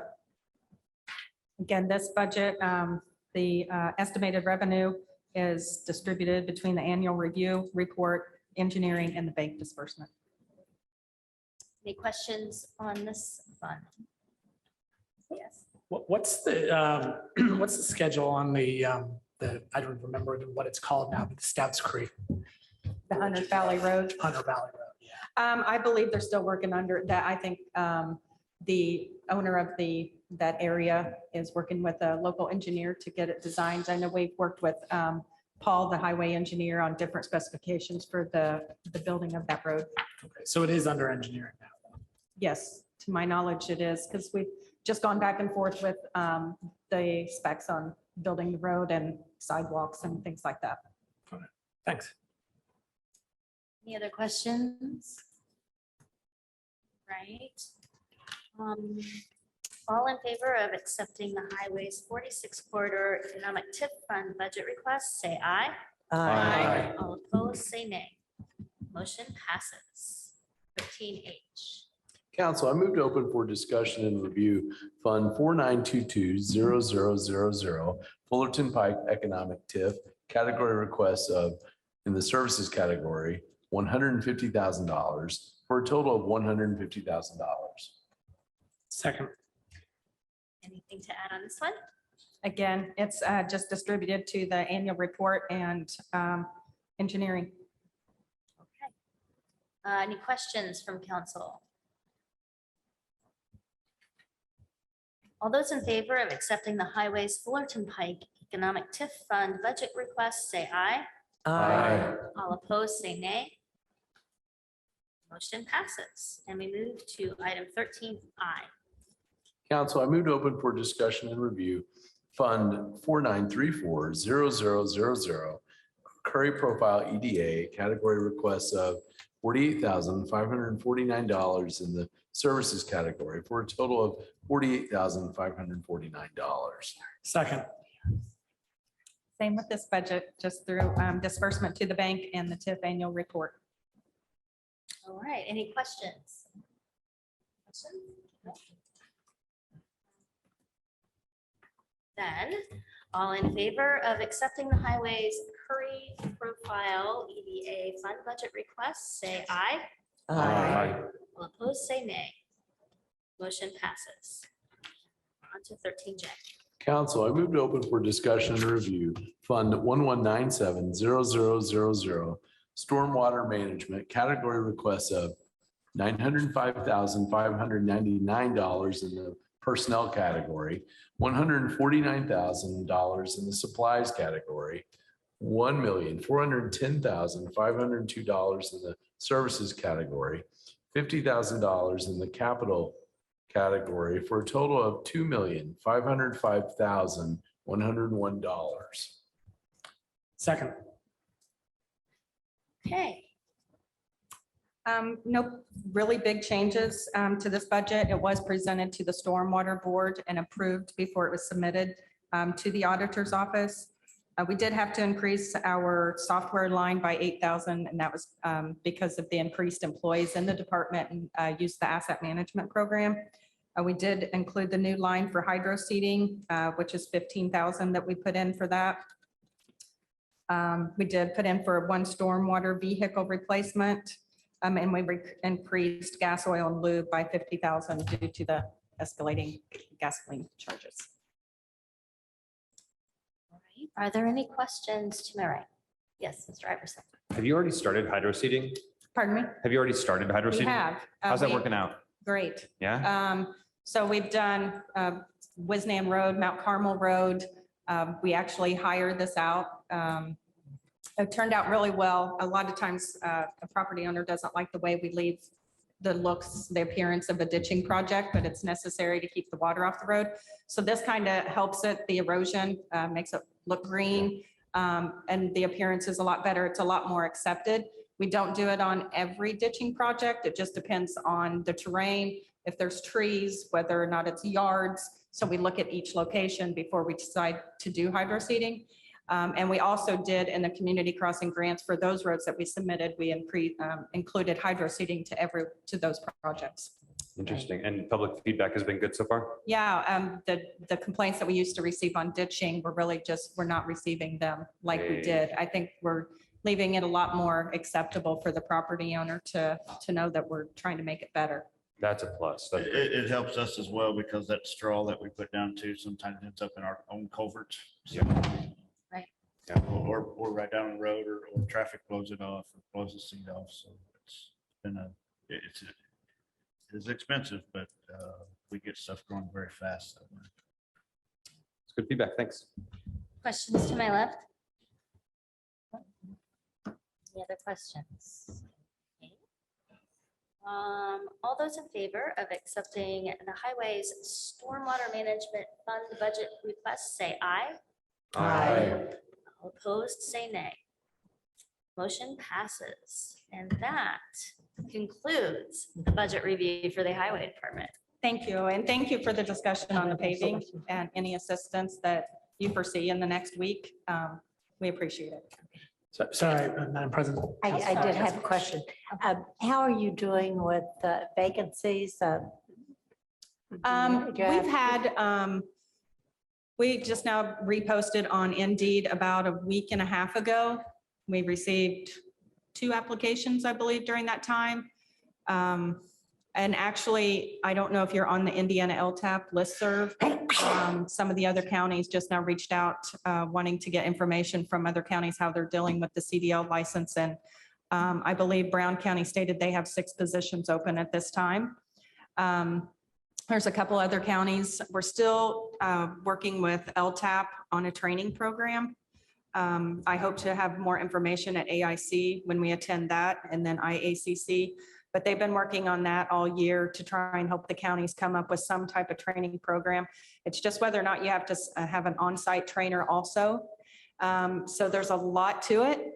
But we're hoping they're working out all the bugs for all of us the counties to be able to join into one overall state program for training personnel. So there could be a time that we have to come back and ask for an additional to ask for more training money to be able to fill some of those positions and help get persons that don't have a CDL license. But how many vacancies do you have right now? We have 4 truck drivers, but we typically always have 1 open. So we are down 3, what we would normally be. So you're 3 down, not counting the one that you keep open. Yeah. Yeah. Yeah, thank you. Okay, well, I think that's it. Thank you. Thank you. Thank you.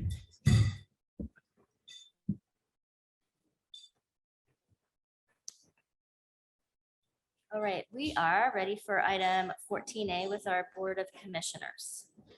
Council, I move to open for discussion and review Fund 10000068, General Fund Commissioners, category requests of $649,423 in the personnel category, $5,250 in the supplies category, $3,319,961 in the services category, for a total of $3,974,634. Second. Welcome. Hi, good evening.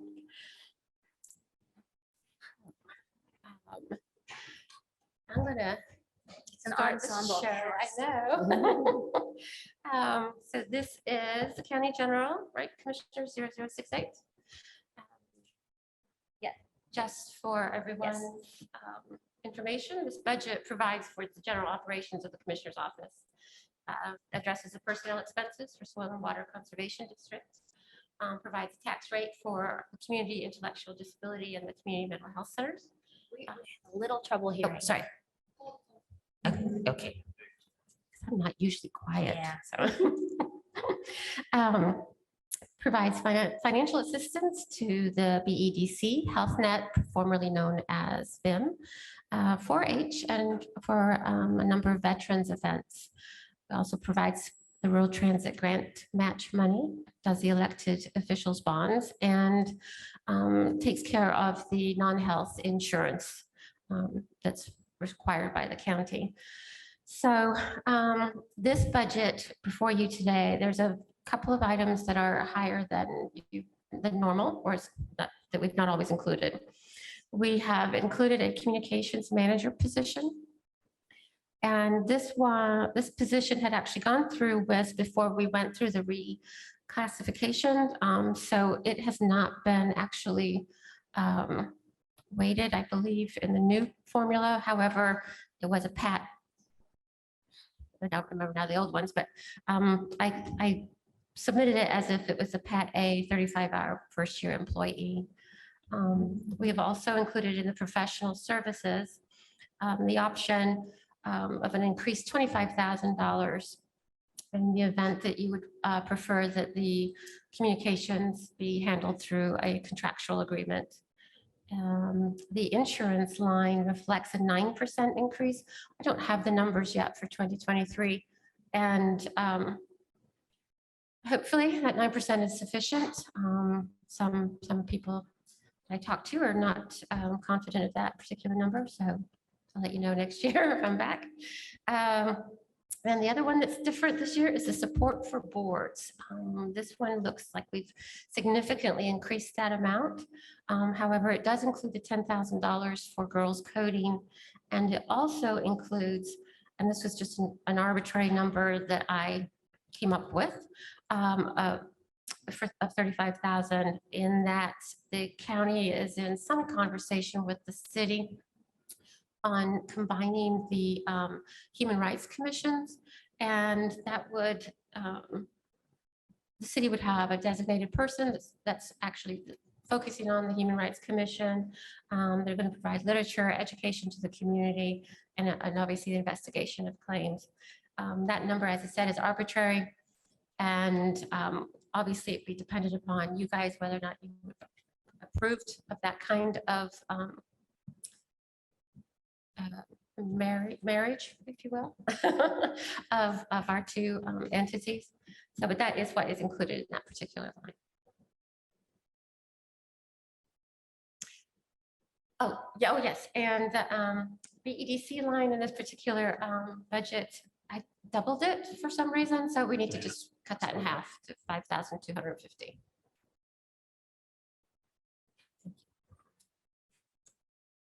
Okay, great. Follow that? Yeah, actually, I think I managed to. I'll start on my right with questions. Yes, Mr. Iverson. If we could go to the support for boards line, please. I appreciate the note in here, and I just want to make sure that I've got the math right. It's 10,000 for girls coding, which is wonderful. Yay, it's awesome. Number two is $35,000 for city interlocal. And then the third item is HRC at $5,000. Am I reading that right? No, no, sorry, that 5,000 is actually for, generally, we help with the MLK Day, also with Lemonade Day. And so there are other boards that we support throughout the year, and that's just that. Okay. That takes care of. Excellent. I just want to make sure I got my commas correct and all that math was right. That's the question I have for now, but I'll probably have more later. Sure. Questions to my left. Go ahead. Well, okay, so I'll do the easy one since, but we'd seen that the BEDC line had been doubled too. Council, I move that we reduce line 33032 BEDC to $5,250. Second.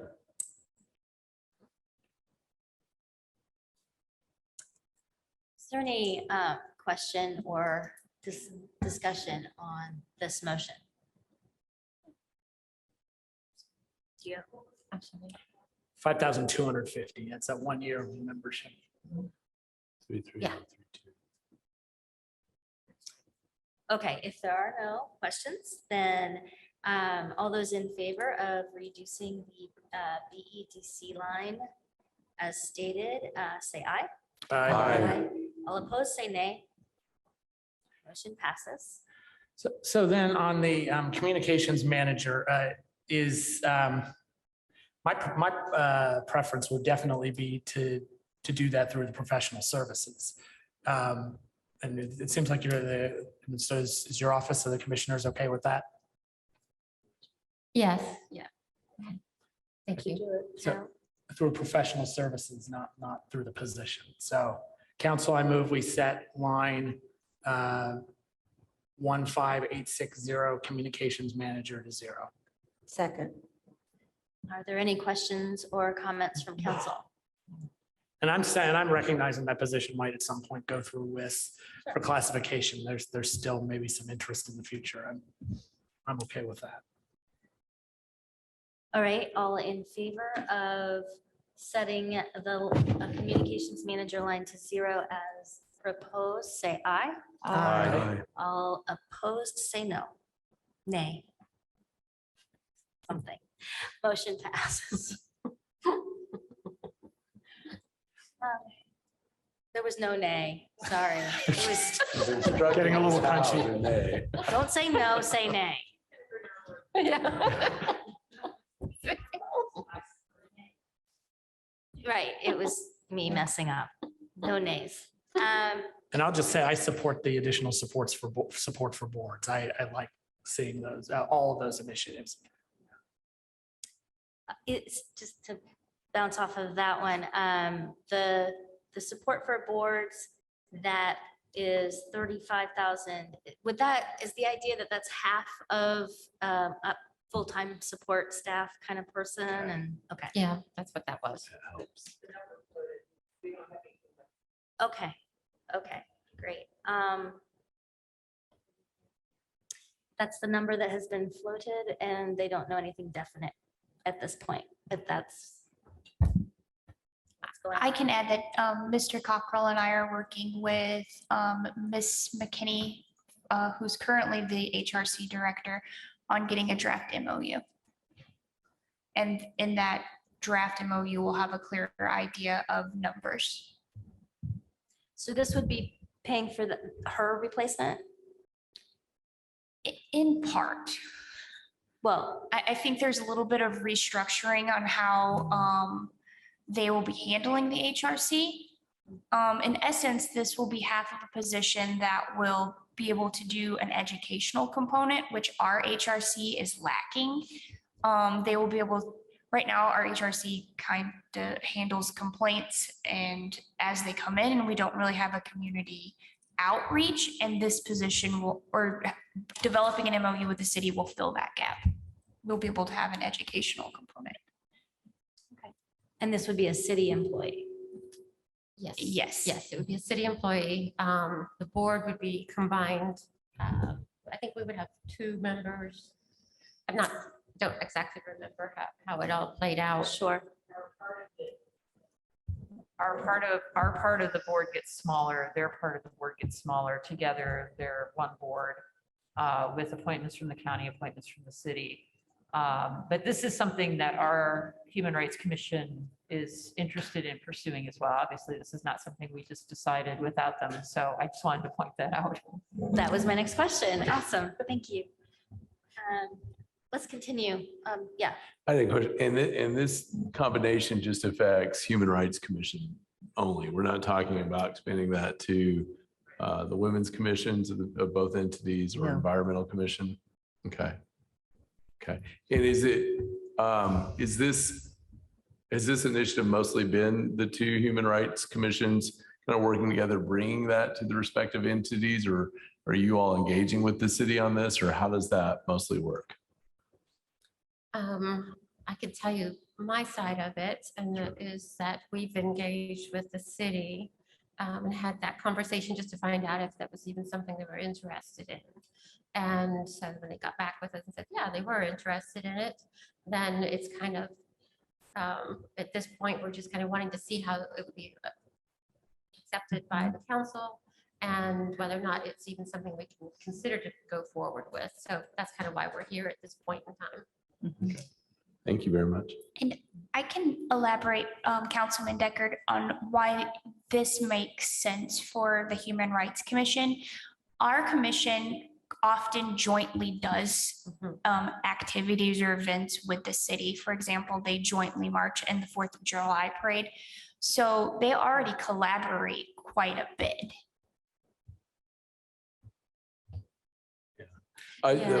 The only thing I would say is, and I haven't served as a council rep on the Women's Commission in like 3 terms, but I would say that I know that they had talked about potential opportunities. And so that's why I was trying to like kind of figure out scope and willingness. I love the fact that the 2 commissions are championing it and that we're honoring something coming from commissions, because I think sometimes commissions, they get down in things and get under the weather on it. Yeah, and if I might, the HRC is such a different commission from all of our other boards and commissions, right? There are areas of overlap between the City Sustainability Commission and our Environmental Commission and the Women's Commissions, right? But in this case, it's because they are complaint oriented. It becomes a process that does take time for staff. And that's why we think this makes sense. It doesn't mean that other commissions can't work with city commissions. They certainly can. But I think the expense is related to that part of it as well as the outreach part, if that makes sense. So again, just to follow on that, what staff or staff time then would be alleviated on the county side by funding this? That will be definitely our legal department. And they're already a little bit haggard as it is, so I think they would greatly appreciate being able to have someone else who's actually focused on that. That's their sole focus. So, but I don't want to speak for. Okay, so it's more than just outreach. It's also the handling of these complaints and. Yes. So legal currently works with, once an HRC complaint is received, the attorney acts to help lead the investigation with one of the HRC commissioners. And so I worked probably about a good week on an HRC complaint a couple months ago. The other thing I think combining the commissions does is I think it helps the public with knowing who to contact. Frequently, we get calls where it's like, oh, well, actually, you need to contact city, and city does the same, vice versa. So I think this will also help the public channel their human rights complaints to where they need to go. Makes sense. Are there other questions down this way? Okay. Yes, I want to thank the commissioners for giving the maximum allowed increase in budget for mental health and the 5% growth quotient increase for developmental disabilities. I have a question, and that is on Health Net, which saw no increase at all from 2022. Do you have a comment? They did not request an increase. They generally come to us and share their budget requests, and they did not request an increase. They have been consistently, actually very consistent in the amount that they've requested. They generally don't ask for more. I think the 250 went up maybe 2 years ago. That's what I could see. Yeah. So, yeah. Okay. It's also a very different organization than it was a couple of years ago. I It mean, it's not is. Volunteers in Medicine anymore. Yeah. It's a statewide. You know, it's- Yeah. So thank you. Yes. I want to talk about the rural transit line, please. Number one, I don't understand the note. Can you explain that note? That's, I mean, that could be just me. No, yeah, I that's, was gonna what ask that too. is I'm ACP. That's Uh-huh. my name. To telephone Chris, because I had a question. Oh, okay. I thought it was a new system No. or a new, yeah, No, all right. Purely, it was a note for me to know that I needed to contact Chris Myers of Rural Transit because I had a question. So that's all that was. So, but the $4,000 increase is, Actually, the $4,000 increase, it's actually a $14,000 increase. It looks like a $4,000 increase based on current amount. However, what they had actually requested of us and what was put in our grant application was $66,000 in match money for Monroe County government. And the additional amount, 14,000, if we can give them that 14,000, then they can do $28,000 worth more of transit services than if they didn't get that 14,000. So they're actually they're over $100,000 kind of down. So they'd be leaving over $200,000 on the table, if you will. But this would be our way of helping them to kind of bridge some of that gap. That's all that Okay. is. all right. Questions? Yes. Yeah, and I just kind of wanted to confirm as far as your thoughts go, Madam Chair. This is, in this particular budget as well as one we've already voted on and will continue to, there will be several elected officials with salaries, but the idea is to handle all the elected official salaries later on in the budget process together, right? Yes. So we're basically not touching them as we're. Yep, we are going to leave all of the elected official salaries as proposed and deal with that after the budget session. But still part of this year's process. So- Absolutely. Okay. Excellent. And I believe that's shared with the commissioners, the proposals. Yes. We would appreciate this. This grid could be enacted. Great. Question. So, as a liaison for the Women's Commission, who you're just a little bit mighty and we're getting on our way, we thank you. Because we have girls coding and some of the commissioners there, are very, I shouldn't say some, all are very excited. I'm looking at, you had mentioned Lemonade Day and MLK Day. And I usually attend a lot of MLK events. My question is, what exactly is, and I've been before where the commissioners will come and make statements, but what funds exactly go towards MLK Day? It's generally a sponsorship. Got it. Okay. Yeah. Okay. That's what I thought. I just wanted to make sure. Okay, Usually for the main speaker. got it. Yeah. Okay, thank you. Yes, it just appears to me, I can pull this up the screen again, that a lot of work that was put in place to bring over social services and such things as this over to Sophia Travis projects, that there's been a committee established and it's been working well, I thought. But now, rather than having these things in that Sophia Travis, now we're seeing all kinds of these kinds of things also in the commissioner's budget. So do we have like two separate budgets, or are we just thinking, well, whoever asks first gets more? Or I'm just saying this is getting away from what the effort had been, so that there would be a group to look at things that were being requested. Well, so which ones are you Oh, talking yeah, about in well, you can particular? see that I can't pull it up, so. Like, I but mean, like, do have it sort of memorized. because like Health Net has never been part of Sophia Travis. That was always from the very No, beginning that was I exempted. know, but there's other things in here, as you well know, just like support for boards, but then there's other things included in that really could have been brought to the Sophia Travis Fund, like the girls coding. Those are things. Now, if everybody is perfectly happy with it this way, that's fine. I just wanted to put that out there, that I do think it is growing into a situation where it's no longer, so maybe the commissioners want their own, and then the council will have their own, if that's right. The reason they're in this budget is, and specifically this line, is because we've had specific boards and commissions request this funding. This is not, we didn't get the request as the Board of Commissioners. We got the request from the Women's Commission for Coding Day, et cetera. That it truly is what our boards and commissions are asking us to do. Yeah, these are our boards and So commissions. they need to ask from the Sophia Travis Fund, in my opinion. But you know what? I'm just one of seven, so thanks for listening. I appreciate it. Yes.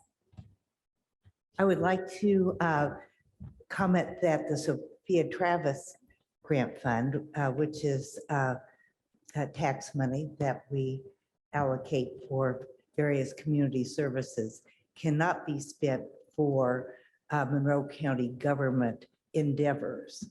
And that came down from the State Board of Accounts. So there is a separation there that's important for us to follow. Thank you. That was good to know. Okay. Are there other questions or comments on this budget? Either to my left or to my right? Yes. Again, excuse me if this is out of turn. But I'm just looking at the budget, and I know I had a couple of constituent emails and conversations about, I know obviously it would be up to the commissioners to do this, but is there, for county employees, is there any, what's my train of thought here? Let me get back. Any type of works or any plans for the future for like paying medical leave for employees?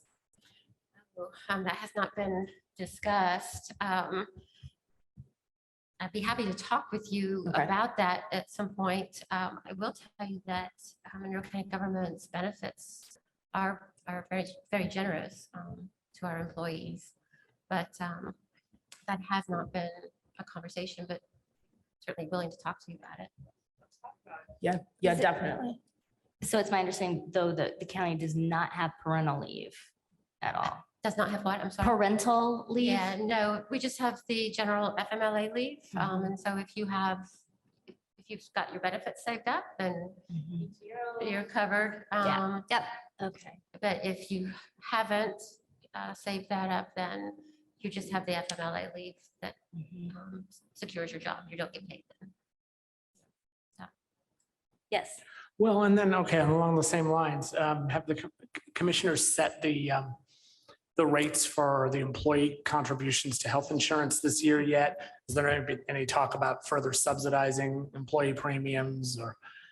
No, we do we work very hard to keep those rates as low as we possibly can.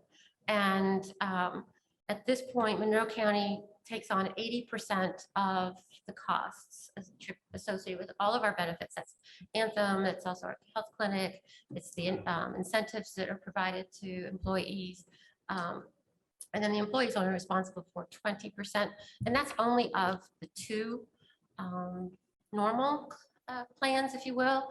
The HSA plan is different, and I believe that, I think that Monroe County is supplementing like 92% of that particular program as opposed to the 80/20. So no, there is no conversation to supplement any more than that is already as it is. When we were first presented with the information, our broker was initially recommending a 4% increase. And after much conversation and arguing, I got it down to 2.8%. And I think that that's an appropriate, and it's, although it is an increase, we have managed to keep it flat for more than anybody else. So employee premiums are only going up 2.8% this year, Correct. or for 2023. Thank you. Mhm.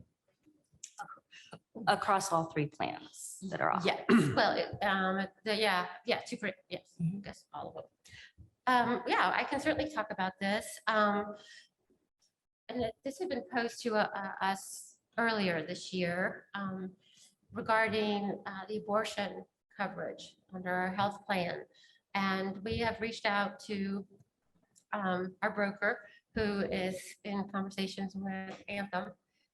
We can in fact have and support abortion services that are not, and I wish I had the language in front of me, but you know, the coverage that we had initially is the one that's for the benefit of the mother, and if the child is, it's in the state statute, I believe is how it's written, how it was. However, now we can elect to provide coverage for what are maybe considered more of an elective. I don't like to use that word. And they can go out of state, and the travel is covered, becomes part of their insurance. I've only talked about it. I don't have it in front of me. So We'll come back and share more information. When do you anticipate knowing about that? Well, it went into effect August 1st, I believe, is when we talked to them, but I haven't got the paperwork from the broker. But as soon as I get it, I will certainly share with you guys. So I'm just kind of processing out loud. You're anticipating that county health insurance in the coming year will be covering abortion services out of state, including travel. Correct. Actually, that's going to be in effect now. Okay. Yeah, we requested it be go into effect 1st of August. Fantastic. Okay. Yes. Thank you for looking into that. You're welcome. Really appreciate it, and I appreciate the bumper sticker.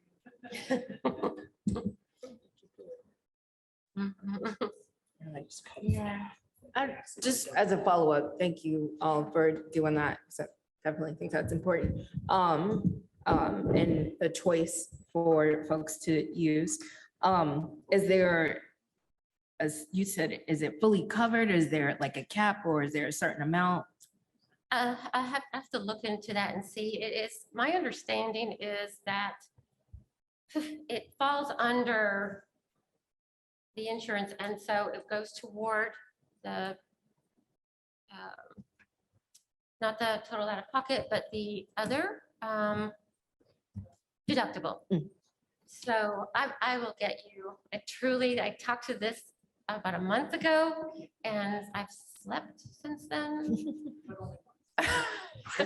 Well, and the brain is a sieve, I'm telling you, it's just a sieve. We wanted to make sure that travel was covered Yeah. based on what the state did. So it sounds like things are in the works. It's just more details. will Yes, be get it out to forthcoming. everybody, Absolutely. definitely. Okay, thank you. You're welcome. One of the ideas that Auditor Smith was actually bringing up was the possibility of increasing the county's contribution to the HSA. Is it, what's it called? Yeah, there is the HSA. Yes. You have to be careful with that because there's only a certain amount you can actually contribute and that, you know, you can't exceed it at a certain amount that goes into that HSA. The other thing is that's not, I mean, it would be made available to all employees, but not all employees really can use that. If they have an ongoing health condition, it may not be their best plan for them. For employees who are generally healthy, don't have a lot of issues, it's a great plan for them. But I think that we would be eliminating some people who may have some medical conditions that just could not make that as an option. Okay. But if there's a proposal that somebody wants to send, I'm sure we could look at it and see, but I just don't know what we'd be able to do. Right. I think generally, I don't want to speak for my colleagues, but I think we're interested in creative ways of letting our county employees know how valuable they are. And, you know, that's why I keep asking I will about tell you the random. best way you can do that is give us raises, speaking as a county employee. Duly noted, duly noted. Call the question.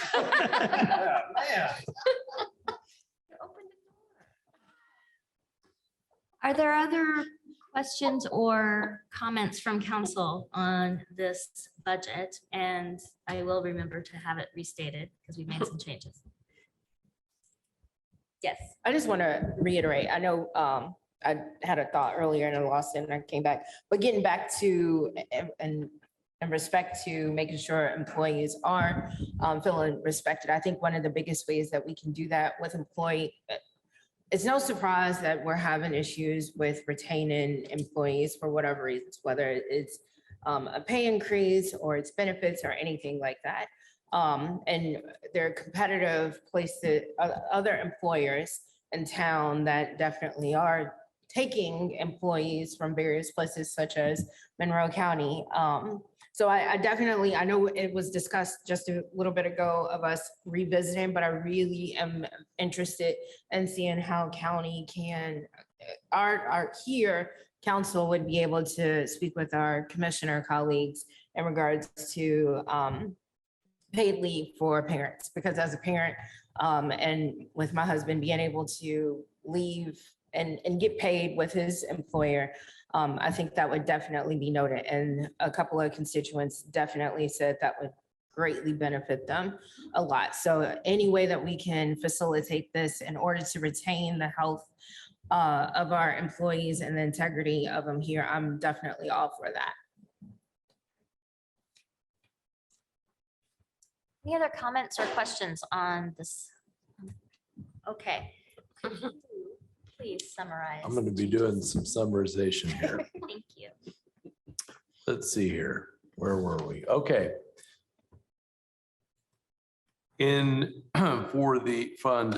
fund 10000068 general fund commissioners, category requests of, all right, 640,420 in the personnel category, then $5,250 in the supplies category, and finally in the services category, 3,314. I support that.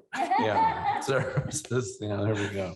In the services category, $3,314,711.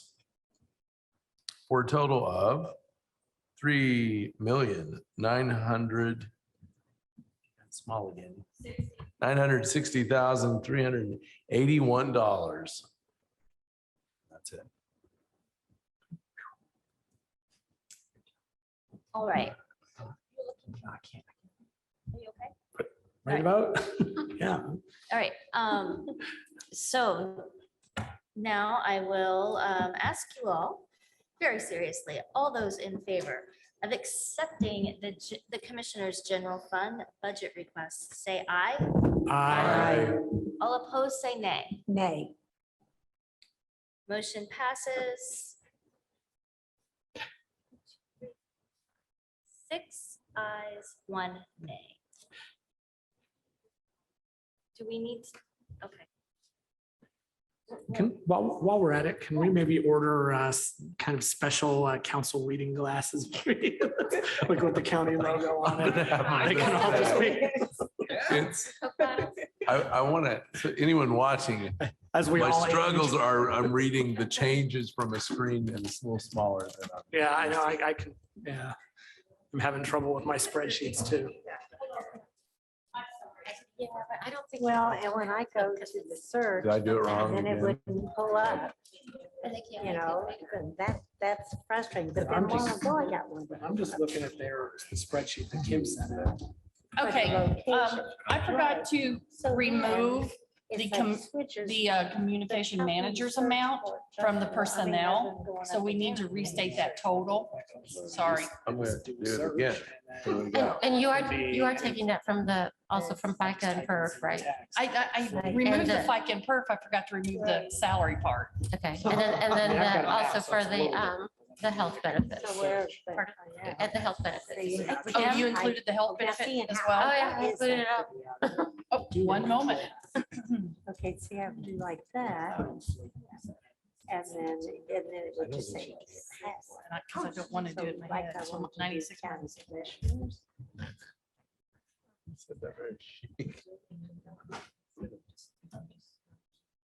It would tell me it. Oh, you need to show it.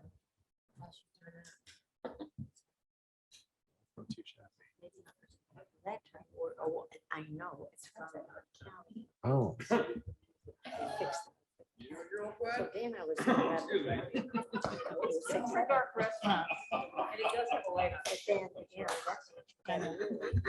Okay, I have the new updated total now. Sorry. You good now? Yes. All right.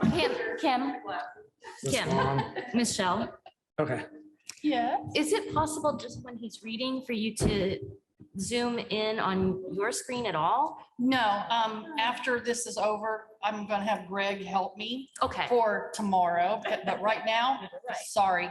Okay. All right. We're back to the souvenir reading glasses. So. If you enjoyed it before, you're going to see it again, folks. Here we go.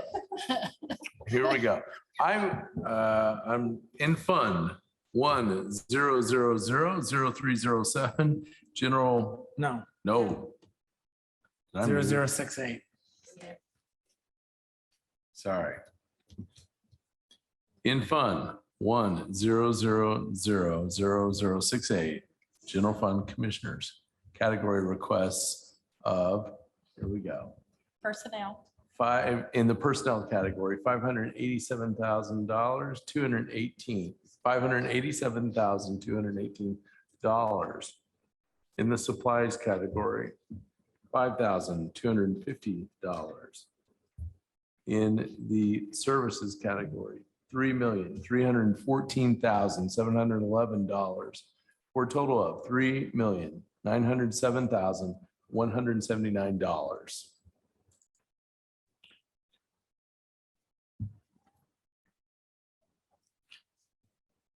Now, all those in favor of accepting the Commissioner's General Fund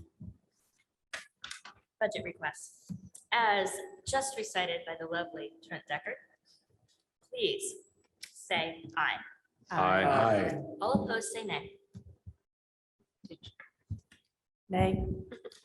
Motion passes. Trying to figure six- 1 nay. 6 ayes, 1 nay. Sorry about that. Thank you. It's fine. As secretary note, this passes, but it negates the last vote, which was a vote on a wrong total. That was a scrivener's error on our part. So I just want to make sure for the record. Thank you.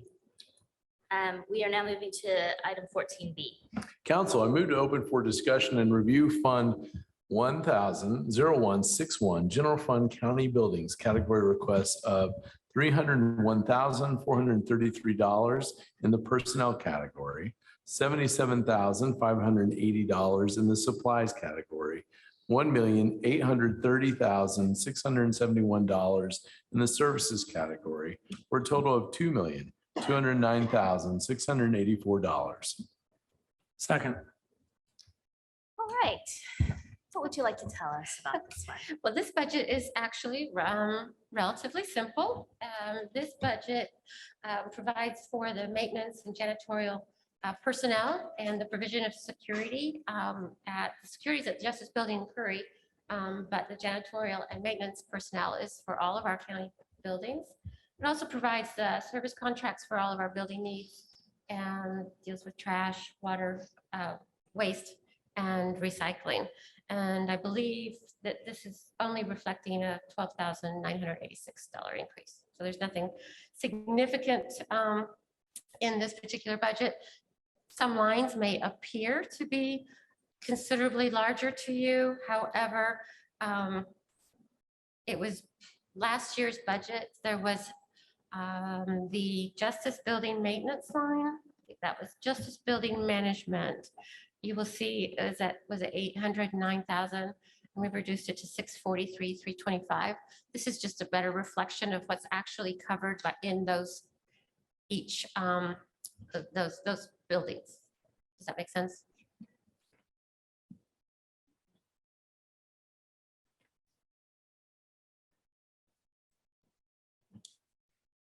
Thank you. Sorry, I was enjoying reading about the clock winder. Yeah, I love that. it's awesome, isn't it? I know. Yes. Are there any questions or comments to my right? Yes. Yes, I noticed one decrease, which I thought I should ask about, and that is the grounds line, and it says mulch, ice, melt, repairs, et cetera, window cleaning. Yeah, that's actually because we were able to reduce that line because we have a service contract for Okay, the, that's good. the lawn. Thank you. So And I don't really understand the Johnson building maintenance. It's, if you would explain that, please. sure, the Johnson building, that takes care of the providing the maintenance personnel and the cleaning services for that particular building. And so the Johnson, both probation's upstairs and voter registrations downstairs. I think juveniles around this corner. But that's what that takes care of. It's just different from what was budgeted for 2022, which was, roughly half that amount. Right, but that's because the other line was grossly over budgeted for, when we looked at how personnel is actually being used, because we have a contract that Okay. provides this personnel, both the maintenance and the janitorial. And so depending on how their time is kind of attributed to the different buildings, that's how we came up with Okay, these numbers. all right. Thank you. Got it. Are you currently recruiting for the maintenance person opening? Hi. We are. I see. If you could do, use a mic if you don't mind. Yes, we are recruiting. We've posted, I've received, I think, 5 resumes. Oh, good. Okay. Conducted 1 interview and waiting back on some information. So Oh, good. I'm hopeful. Okay. And that's Richard Kreider. He's our new fleet and building manager. Congratulations and welcome to your new position.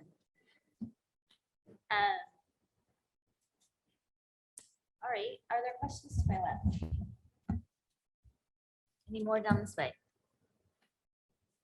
Okay, I believe then all those in favor of accepting the Commissioner's General Fund County Buildings Budget request, say aye. Aye. All opposed, say nay. And motion passes. Now we move to 14C. Council, I move to open for discussion and review Fund 10000307, General Fund Fleet Category Request of $74,662 in the personnel category and $28,700 in the services category for a total of $103,332. Second. Okay, this is a relatively new budget. I think it's 21, maybe when it first came into being.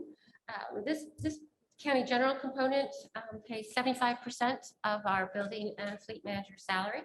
It also provides for the maintenance and replacement bodywork kind of costs for the non-law enforcement vehicles.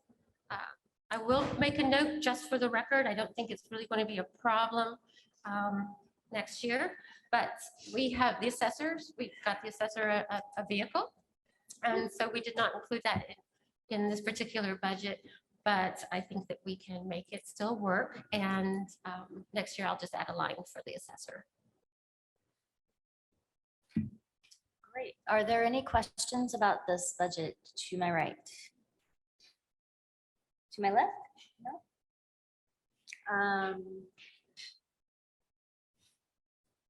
Okay, it seems pretty straightforward. And yeah, sure. So the current fleet maintenance plan cycles vehicles out so that we don't have old vehicles hanging out on the lot, essentially, correct? The Inflation Reduction Act, just passed by Congress and signed into law by President Biden, has some provisions for electric vehicles. Is that going to have any impact on our vehicle plan that we have here? I mean, that's a federal law and we're talking about local policy, but I just wanted to, see if maybe that's going to percolate down. So I'm going to have to look into that. But currently I've been looking into electric vehicles, hybrid vehicles. I'm in the very early stages of that. I started with the state's QPA pricing list and have kind of moved forward from there. That led me to Community Ford locally. And we've been discussing the availability of some hybrid vehicles, and availability is a challenge right now. Yeah. And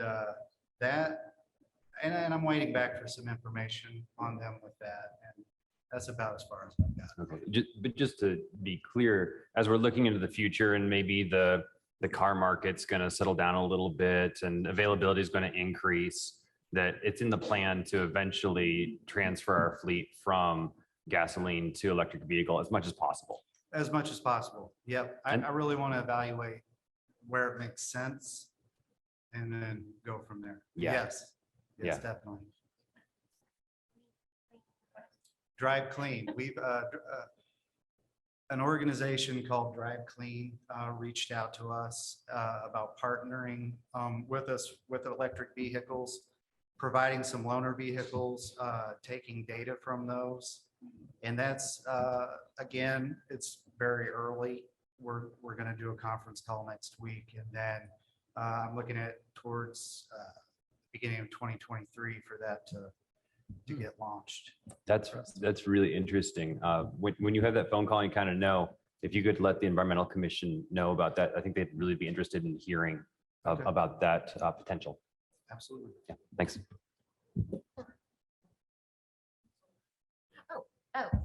Sorry. So the other thing is part of the ARPA plans or projects is the solar enhancement extension, if you will, for Monroe County government.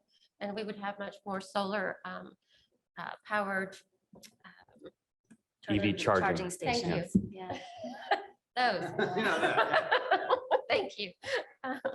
So that is definitely something that we're looking to doing with our fleet. So we're definitely trying to look to the future and be considerate of our environment. So And that's really exciting because as county staff start to buy more EVs as they come onto the market, we'll have that ability for them to charge in addition to driving county fleet vehicles that are EVs. That's wonderful. Yeah. All right, that's mine. I'm done. Are you sure? Yeah.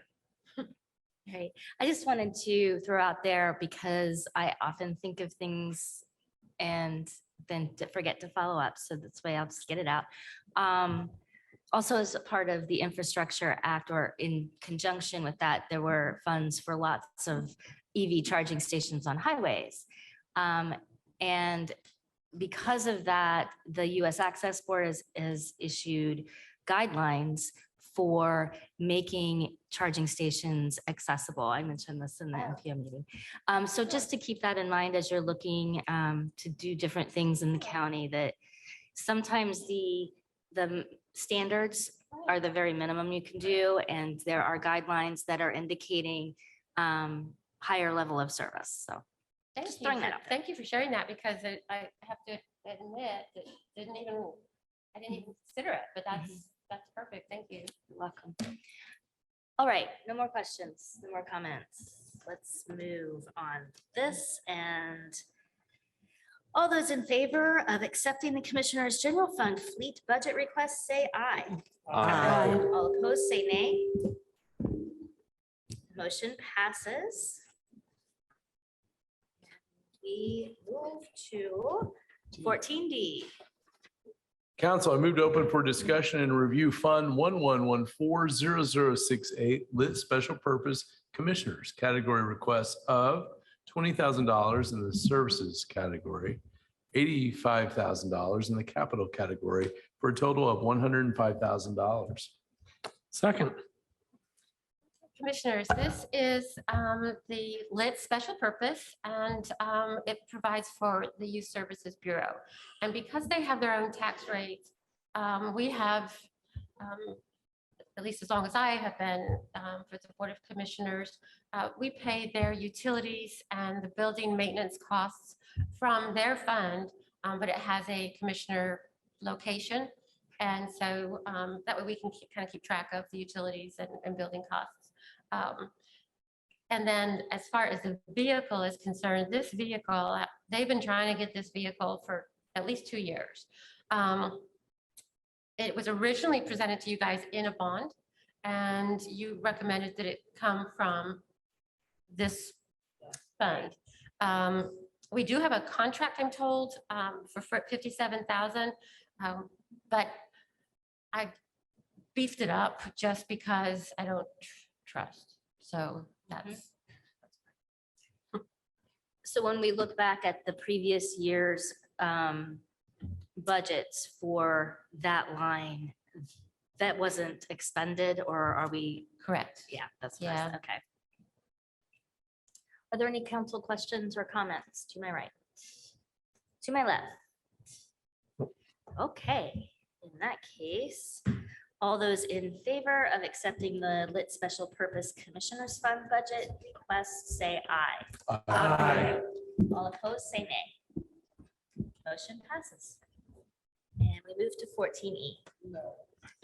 Council, I move to open for discussion and review Fund 1138-0000 Cumulative Capital Development category requests of $745,564 in the personnel category, $1,120,000 in the services category, $2,466,000 in the capital category, for a total of $4,331,564.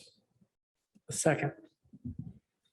Okay, this is our cumulative capital development fund, and it's a rate fund. And this fund provides basically the majority of our technical services department's personnel expenses such as software, maintenance, computer replacement, contractual requirements for IT related events. It also has the copier lease payment in there.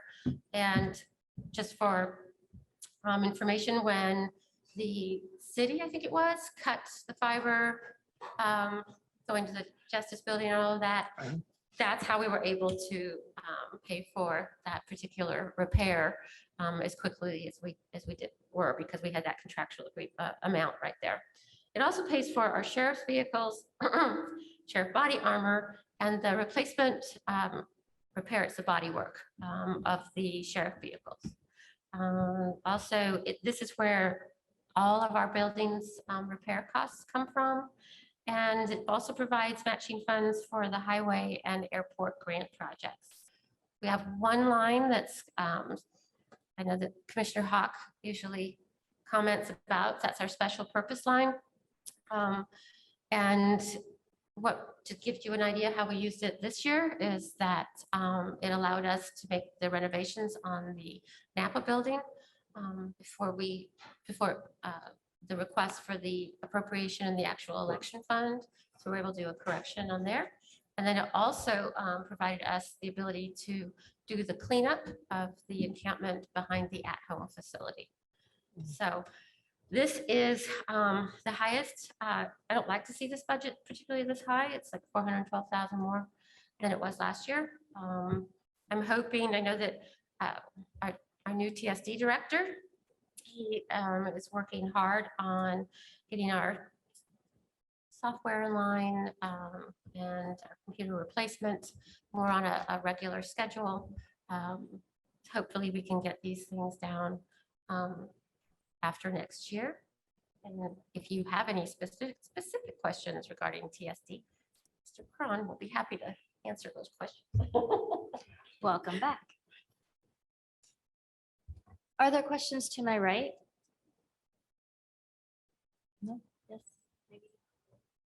Not your last chance. It's not my last, I'll pass right now. Okay. I think Jeff's gonna ask. No, actually, You don't have anything? I'm good with this budget. Okay, all right. Go ahead. Would you like to talk about the thing that you're here to talk about? That would be the software line. That's right. That's exactly what I was. The elephant in the room. I mean, you're here. Okay, so what we've got in our software line, so far since I've taken over this position, I haven't taken on any new expenditures as far as that software goes. Right now, I'm a little bit right at 110,000 in the red. We budgeted 600,000 this past year. The year prior was actually 700,000. So there was a reduction this last year.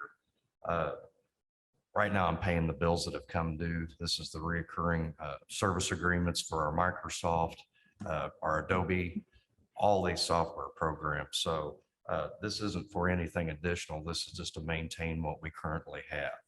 I'm actually trying to work some of our programs like the KnowBe4 software we use. I entered in a state's agreement where that software is now free to us through the state's contract. That's saving us $28,000 right there. I'm also looking to pare down. We have SurveyMonkey accounts throughout the different departments. I'm trying to pare that down to get a bulk rate on that, reduce those costs. So I'm hoping to get this reduced. I don't know how much I can reduce this over the next year because software costs go up. The more equipment we add, the higher our Microsoft licensing gets. So I don't expect much of a decrease, but I'll do the best I can to get that number down. Thank you. Are there any other questions regarding this budget? And I guess this is just a comment because, just for everybody's information, because there are so many different lines in the capital category. I want to call it the 40s. That's what we used to call it in the capital categories. The office can pretty much just move money around between the 40s. It will, between the capital categories. It will. So if software comes in low, then that money can be repurposed to something, to trails or to the airport infrastructure or, ADA compliance or whatever, or vice versa. If the software comes in high, then the commissioner's office can move from one of those other capital categories. So there's always a little bit of flux between the individual lines. The software is in the three. Oh, is in the sorry, services. software, you're right, software is in the services. But computer replacement or special projects or anything like that. Yeah, we do get creative as we can within those lines. If we find that one is obviously going too far one way, then we can try to make the corrections as necessary. But if you will look at the software line, in 2021, we expended 678,000 that year. In 2020, we expended 622. Not sure why. I submitted a budget of 600,000 for this year based on those two prior expenditures, but bless you. Oh, that's right, after. Thank you. I had a quick question.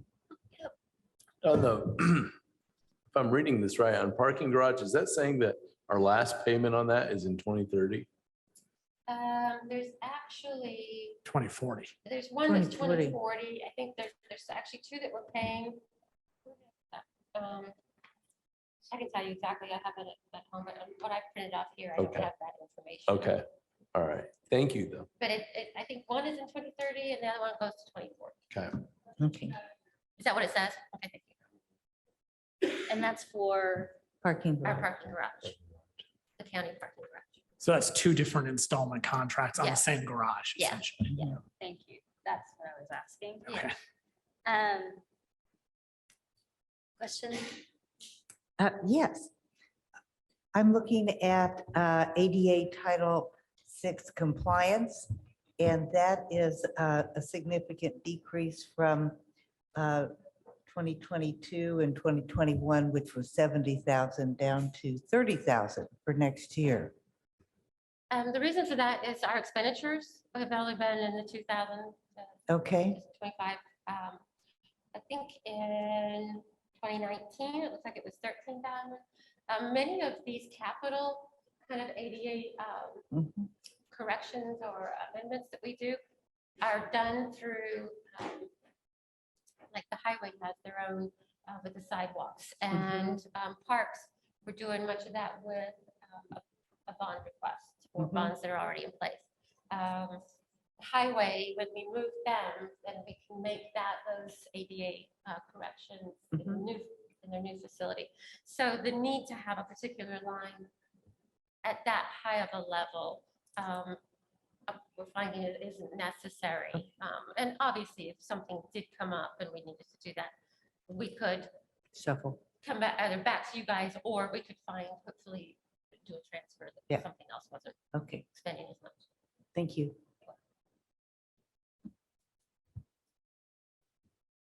Other questions? Yes. I had a couple of questions. Looking at the special projects where I know earlier, the encampment place on the west side was cleaned up. I'm just curious to know if there's been any follow-up and go back to see if there has been rebuilt of encampments or anything like that? I actually can't speak to that, other than the fact, okay, so.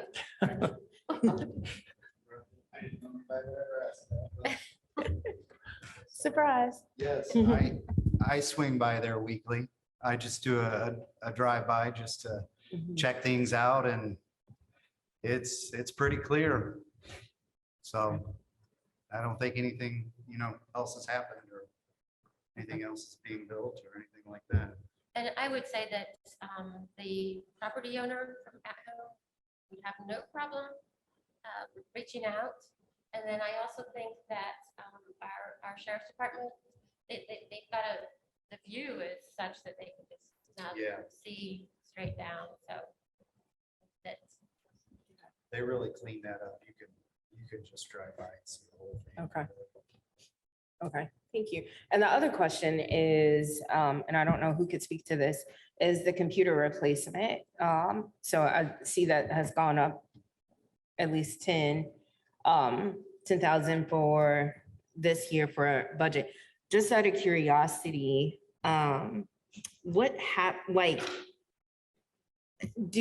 happens to the computers that you are replacing? Are they salvageable? Do you have to take them back to be refurbished? Can we donate some of those things? Just curious about that. Well, for a good number of years, the county attempted to sell these through public auction at surplus at highway. What we found out is none of it would sell because it was so outdated that we ended up having to pay to dispose of that hardware. Okay. So what TSD's done for the last several years, there's a company out of Indianapolis called Technology Recyclers. And they will come on site with a box truck. They will load up all that equipment and take it for the salvage metal. It doesn't cost us anything. We pull the hard drives and wipe them out prior to those going out. So there is no data, nothing, no compromise there. But instead of us having to pay to dispose of those materials as we've always had to do in the past, now we give it to them and they take it for free. So it's without cost to us. Okay. And then I can add, because Greg's not aware of this, but we have donated or are currently in the process of donating some of the more rugged laptops to the Steinsville. Okay. Yeah. Okay. For their library. Okay. Yeah, thank you. Those were reclaimed control car laptops. So they've been well worn and well loved, but Steinsville was very appreciative. Awesome. Thank you. What is the turnover in computers, laptops and desktops, I guess? Service life is average 3 to 5 years, depending on the hardware. Desktops, kind of keep their own, laptops, depending on the use, it's typically about 3 when we start looking. Some of them that are lesser used, a lot of people that are on docking stations most of the time used as a desktop. Those will push out to 5 years if we can still patch them. They're serviceable. We can do the OS upgrades and everything to keep them security compliant. So. Great. I had a question about the jumping in. The parks alternative transportation for $500,000, and it says trail connection, I think. Is that confirmed now? It is confirmed, yes. Okay. And which It's actually a highway project. I think it's the Bicentennial Trail, if I recall correctly. That, and I apologize because Lisa knows all of these things so very well. But I believe it's money that we're needing for the Bicentennial Trail, which is that on Sample? Old Or 37. On Yeah. straight bike lanes for Yeah. Old 37. Yeah. Got it. Okay. Yeah, not by me. Great. Are there any other questions or comments on this one?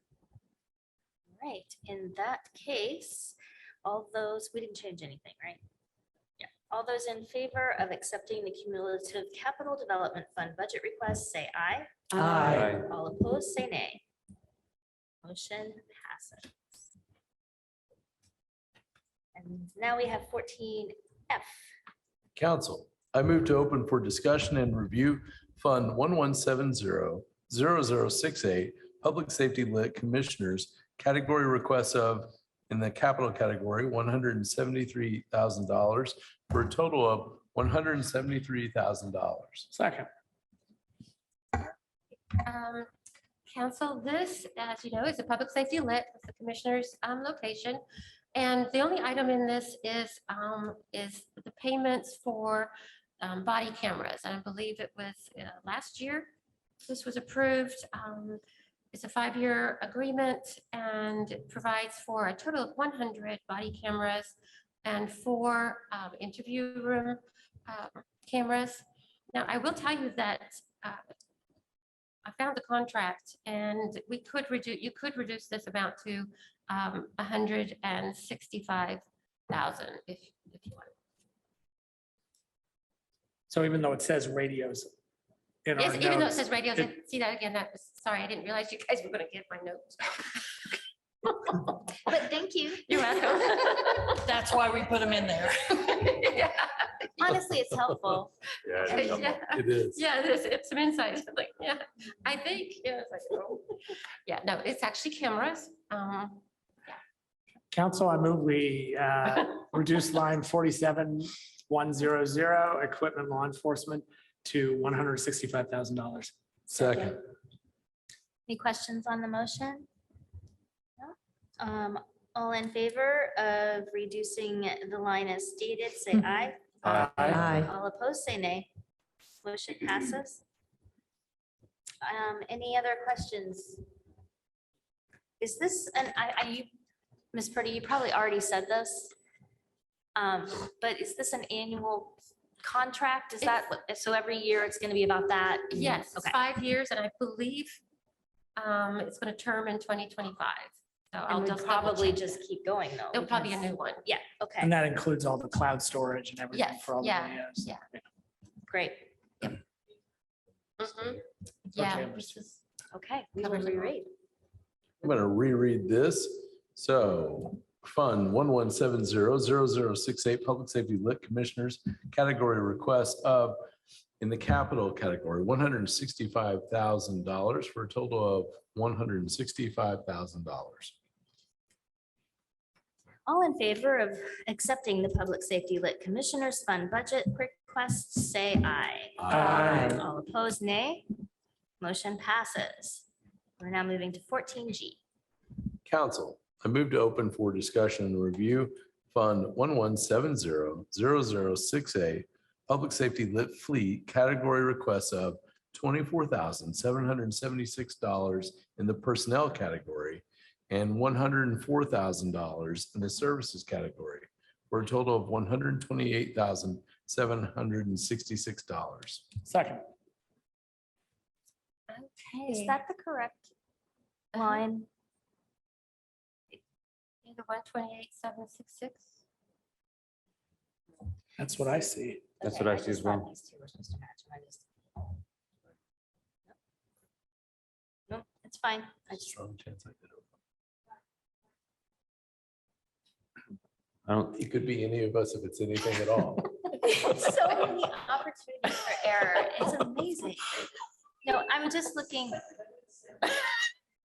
It's a strong vote of confidence right there. it's 1170-0068. No. That's what was read. Oh, this is 1170-0307. Exactly. Okay. 0307. Oh, About the, Yeah. All right. Appropriation. yeah. Yes. Let me reread my motion.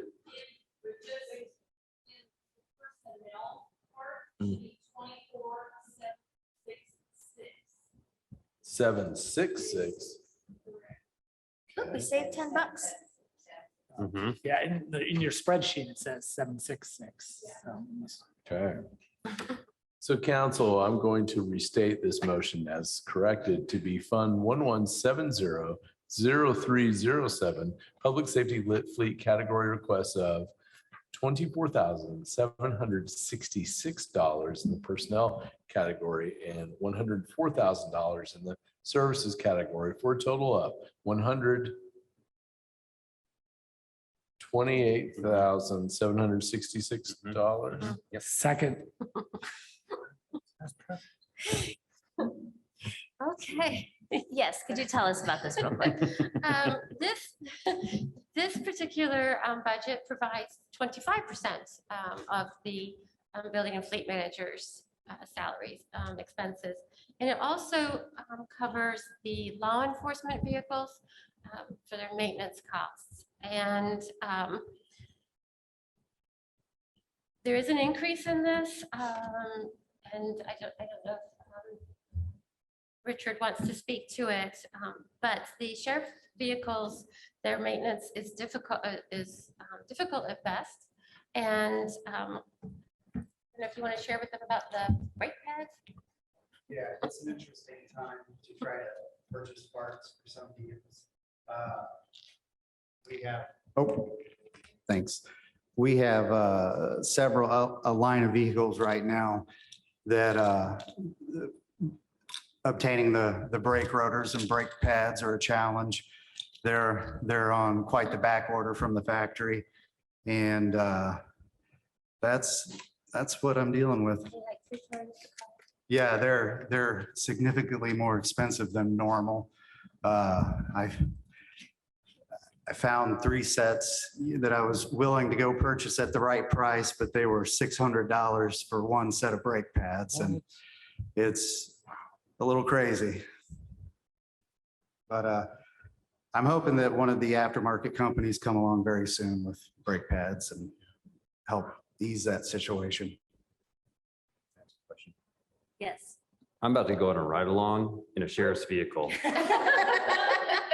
You want to make sure it's got Do we have brake pads? Oh, yeah, no, yeah, we're good. It's one specific year. There's Okay. multiple years in the fleet, but I mean, I'm also concerned about the officer's safety. absolutely. Yeah, me too. Yeah, Because, they can get going pretty fast and, yeah, definitely. That's great. You're going to do a ride along. I think that's important. yeah, it's terrifying. It's Any my second time. questions on this budget? Questions this direction? Nope. All right. Sorry to interrupt.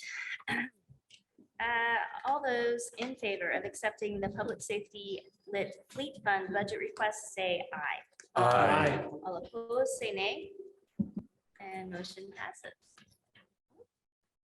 14H, please. Council, I move to open for discussion and review Fund 2502-0000 cable franchise user fees, category requests of $558,430 in the services category for a total of $558,430. Second.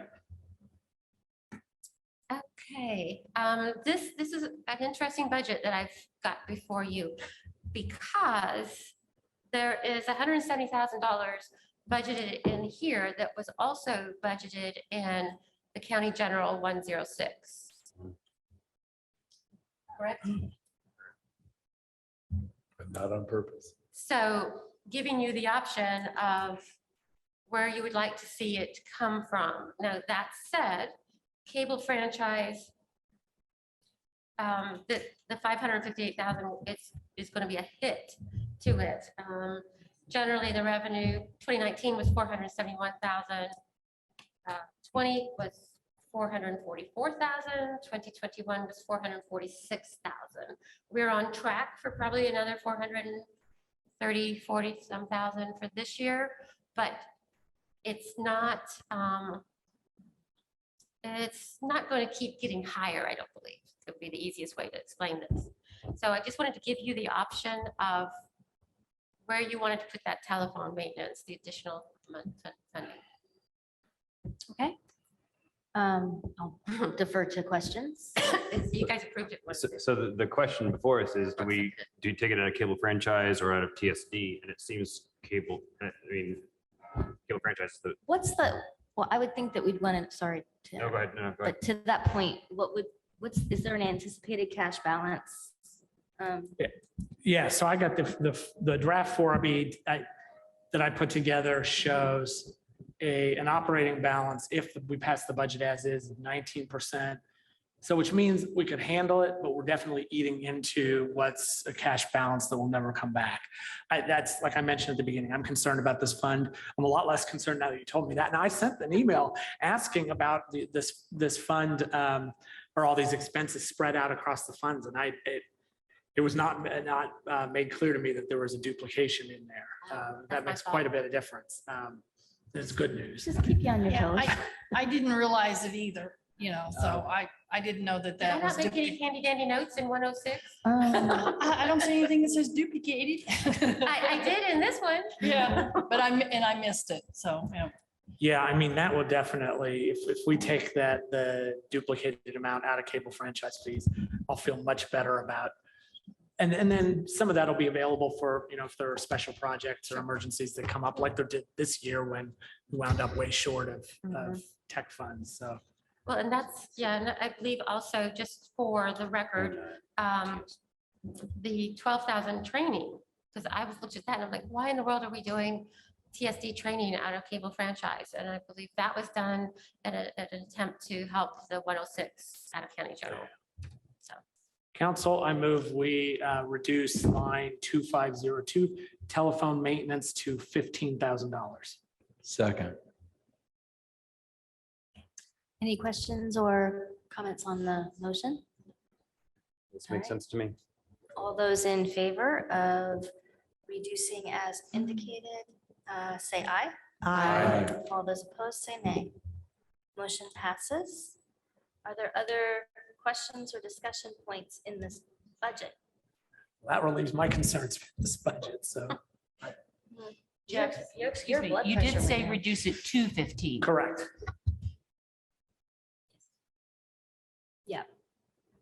I ask this every single year. Could you tell me what reprographics is? I ask the same question and. Year. Every Greg, year. He tells me every time, what are reprographics? Reprographics is our costs associated with our printing for our copiers to the black and white copies, the color copies, the toner, the service agreements. With another line that I'm actually short in this year, so.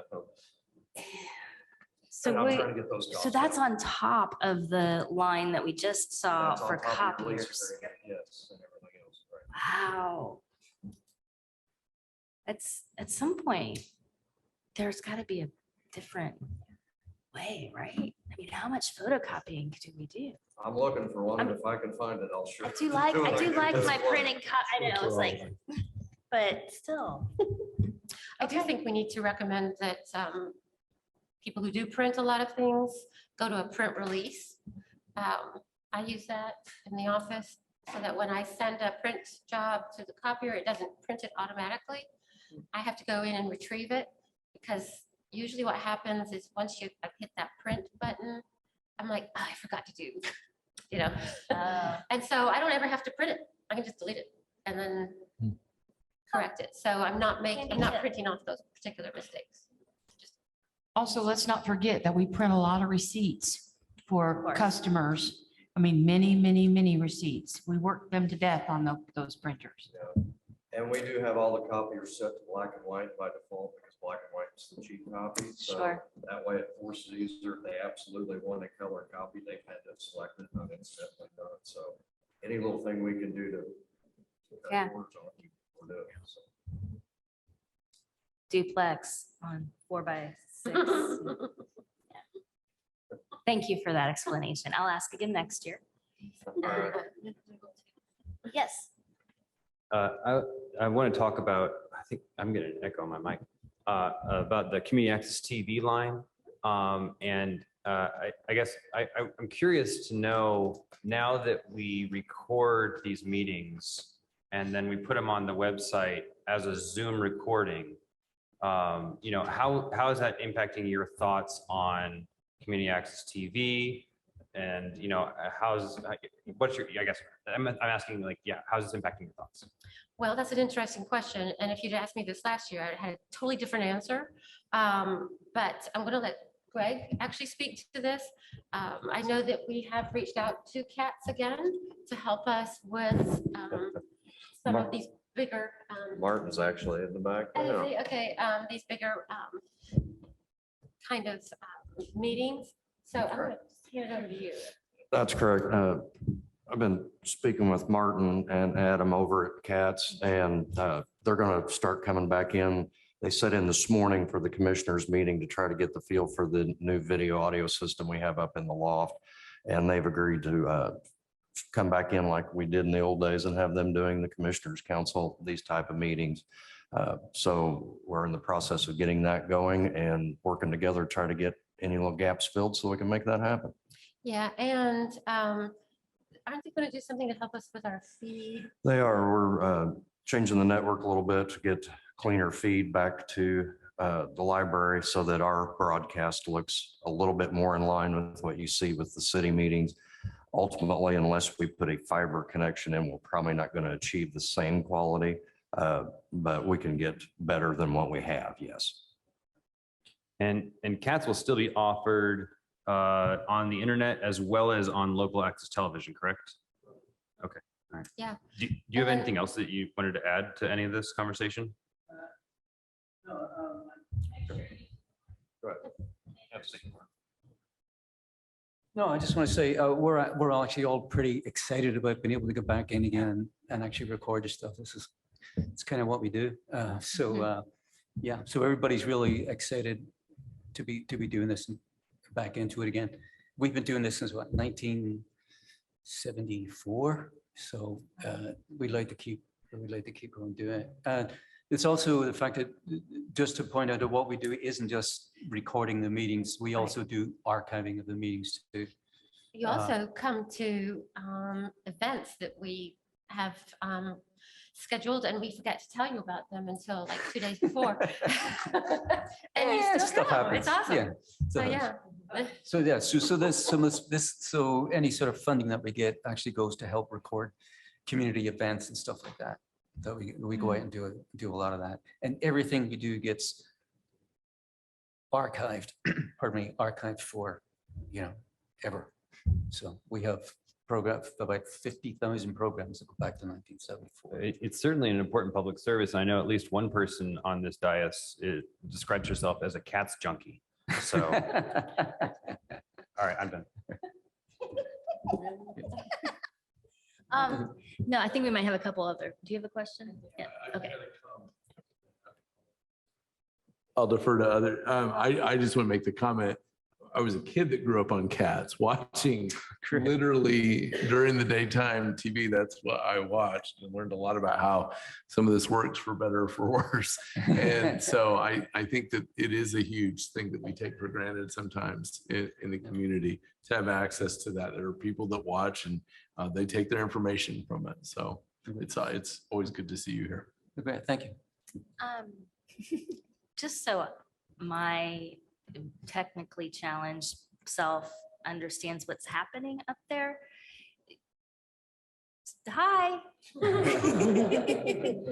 It's awesome that you're here, but I don't know what you do.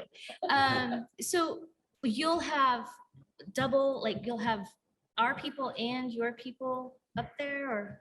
Well, not exactly. So as it is now, now that we're in hybrid meetings, for every one of these we have, it takes 2 of my technicians. One's doing the camera operation and the other is doing the Zoom moderation. Usually they're doing that remotely. Okay. What this will help my section with, during these meetings, Martin's crew and them will be here doing the camera and the audio work. That'll only require me then to have 1 personnel to moderate the Zoom meetings. And they can do that freeing up remotely. another technician to go out and actually do field work instead of. Okay, that being tied was, with this. that was sort of a concern. I'm like, Yeah. how many people, I mean, I don't know how much that can hold. So, okay, all right. Any other questions, comments? Councilman Kim? But I think Councilman Crossley. Oh, I was just gonna comment about cats. It's okay, never mind. I like watching cats. I do. In fact, it helped me prep for budget weeks. So there you go. I like cats. So I have a question about cats, actually. So is our programming copied over to YouTube yet? Really? Yeah, okay. Yeah, we've been doing that for about a year and a half now, I think, or a little bit more. So I did not know that either. So all of the counties, so county council meetings are all now on Yeah, no, YouTube. it only goes back since we started doing, we haven't started doing any older archive meetings, but since we start putting them on there, which I think is about a year and a half, they're all on there. They're on the CATS YouTube channel. I wish I had known that. I've been wanting that for years. The YouTube interface, along with the Zoom interface, just works so much better on mobile devices. It's just the CATS website is not great for mobile devices. So. Yeah, I understand. I was trying to do it earlier and I'm with you. I agree. All right, thank you. What? Nothing. Are we good? Thank you. Yes. I just It's want related to the budget. It is related to the budget. And this is just kind of a message for anyone that does watch this in the community. If you're watching these meetings and keep staying up on all the meetings in the community, it's because the public entities in this community invest a lot of that. Not all of our news outlets have continued to do that. This is an important bedrock of this community, and we work and our predecessors work to fund that. So I think that's an important value that sometimes gets lost in that shuffle. When you can't get local news, you can always get CATS and just this raw coverage. This is what we're doing. So that's an important thing we have. Not all communities are doing that. It's a good point. Thank you. Any other comments or questions on this budget? All right, then all those in favor of accepting the cable franchise user fees fund budget request, say aye. Aye. We changed the number. Yeah, I need to restate it. don't I? Sorry, we changed the amount, so he needs to restate that amount Yes. for the record. I apologize. So I'm gonna just do this. Fund 2502-0000 cable franchise user fees, category requests of $388,430 in the services category for a total of $388,430. All of those in favor of accepting the cable franchise user fees fund budget requests as just recorded by Trent Deckard on cats even, say aye. Aye. All opposed, say nay. Motion passes. And this concludes the budget review for the Board of Commissioners. And are there any further comments from council? Because this is our last one for this evening. So if there are no further comments, I'd like to recess our budget sessions until tomorrow, which is Thursday, September 8th, 2022 at 5 p.m. Thank you. Thank you. Thank you all.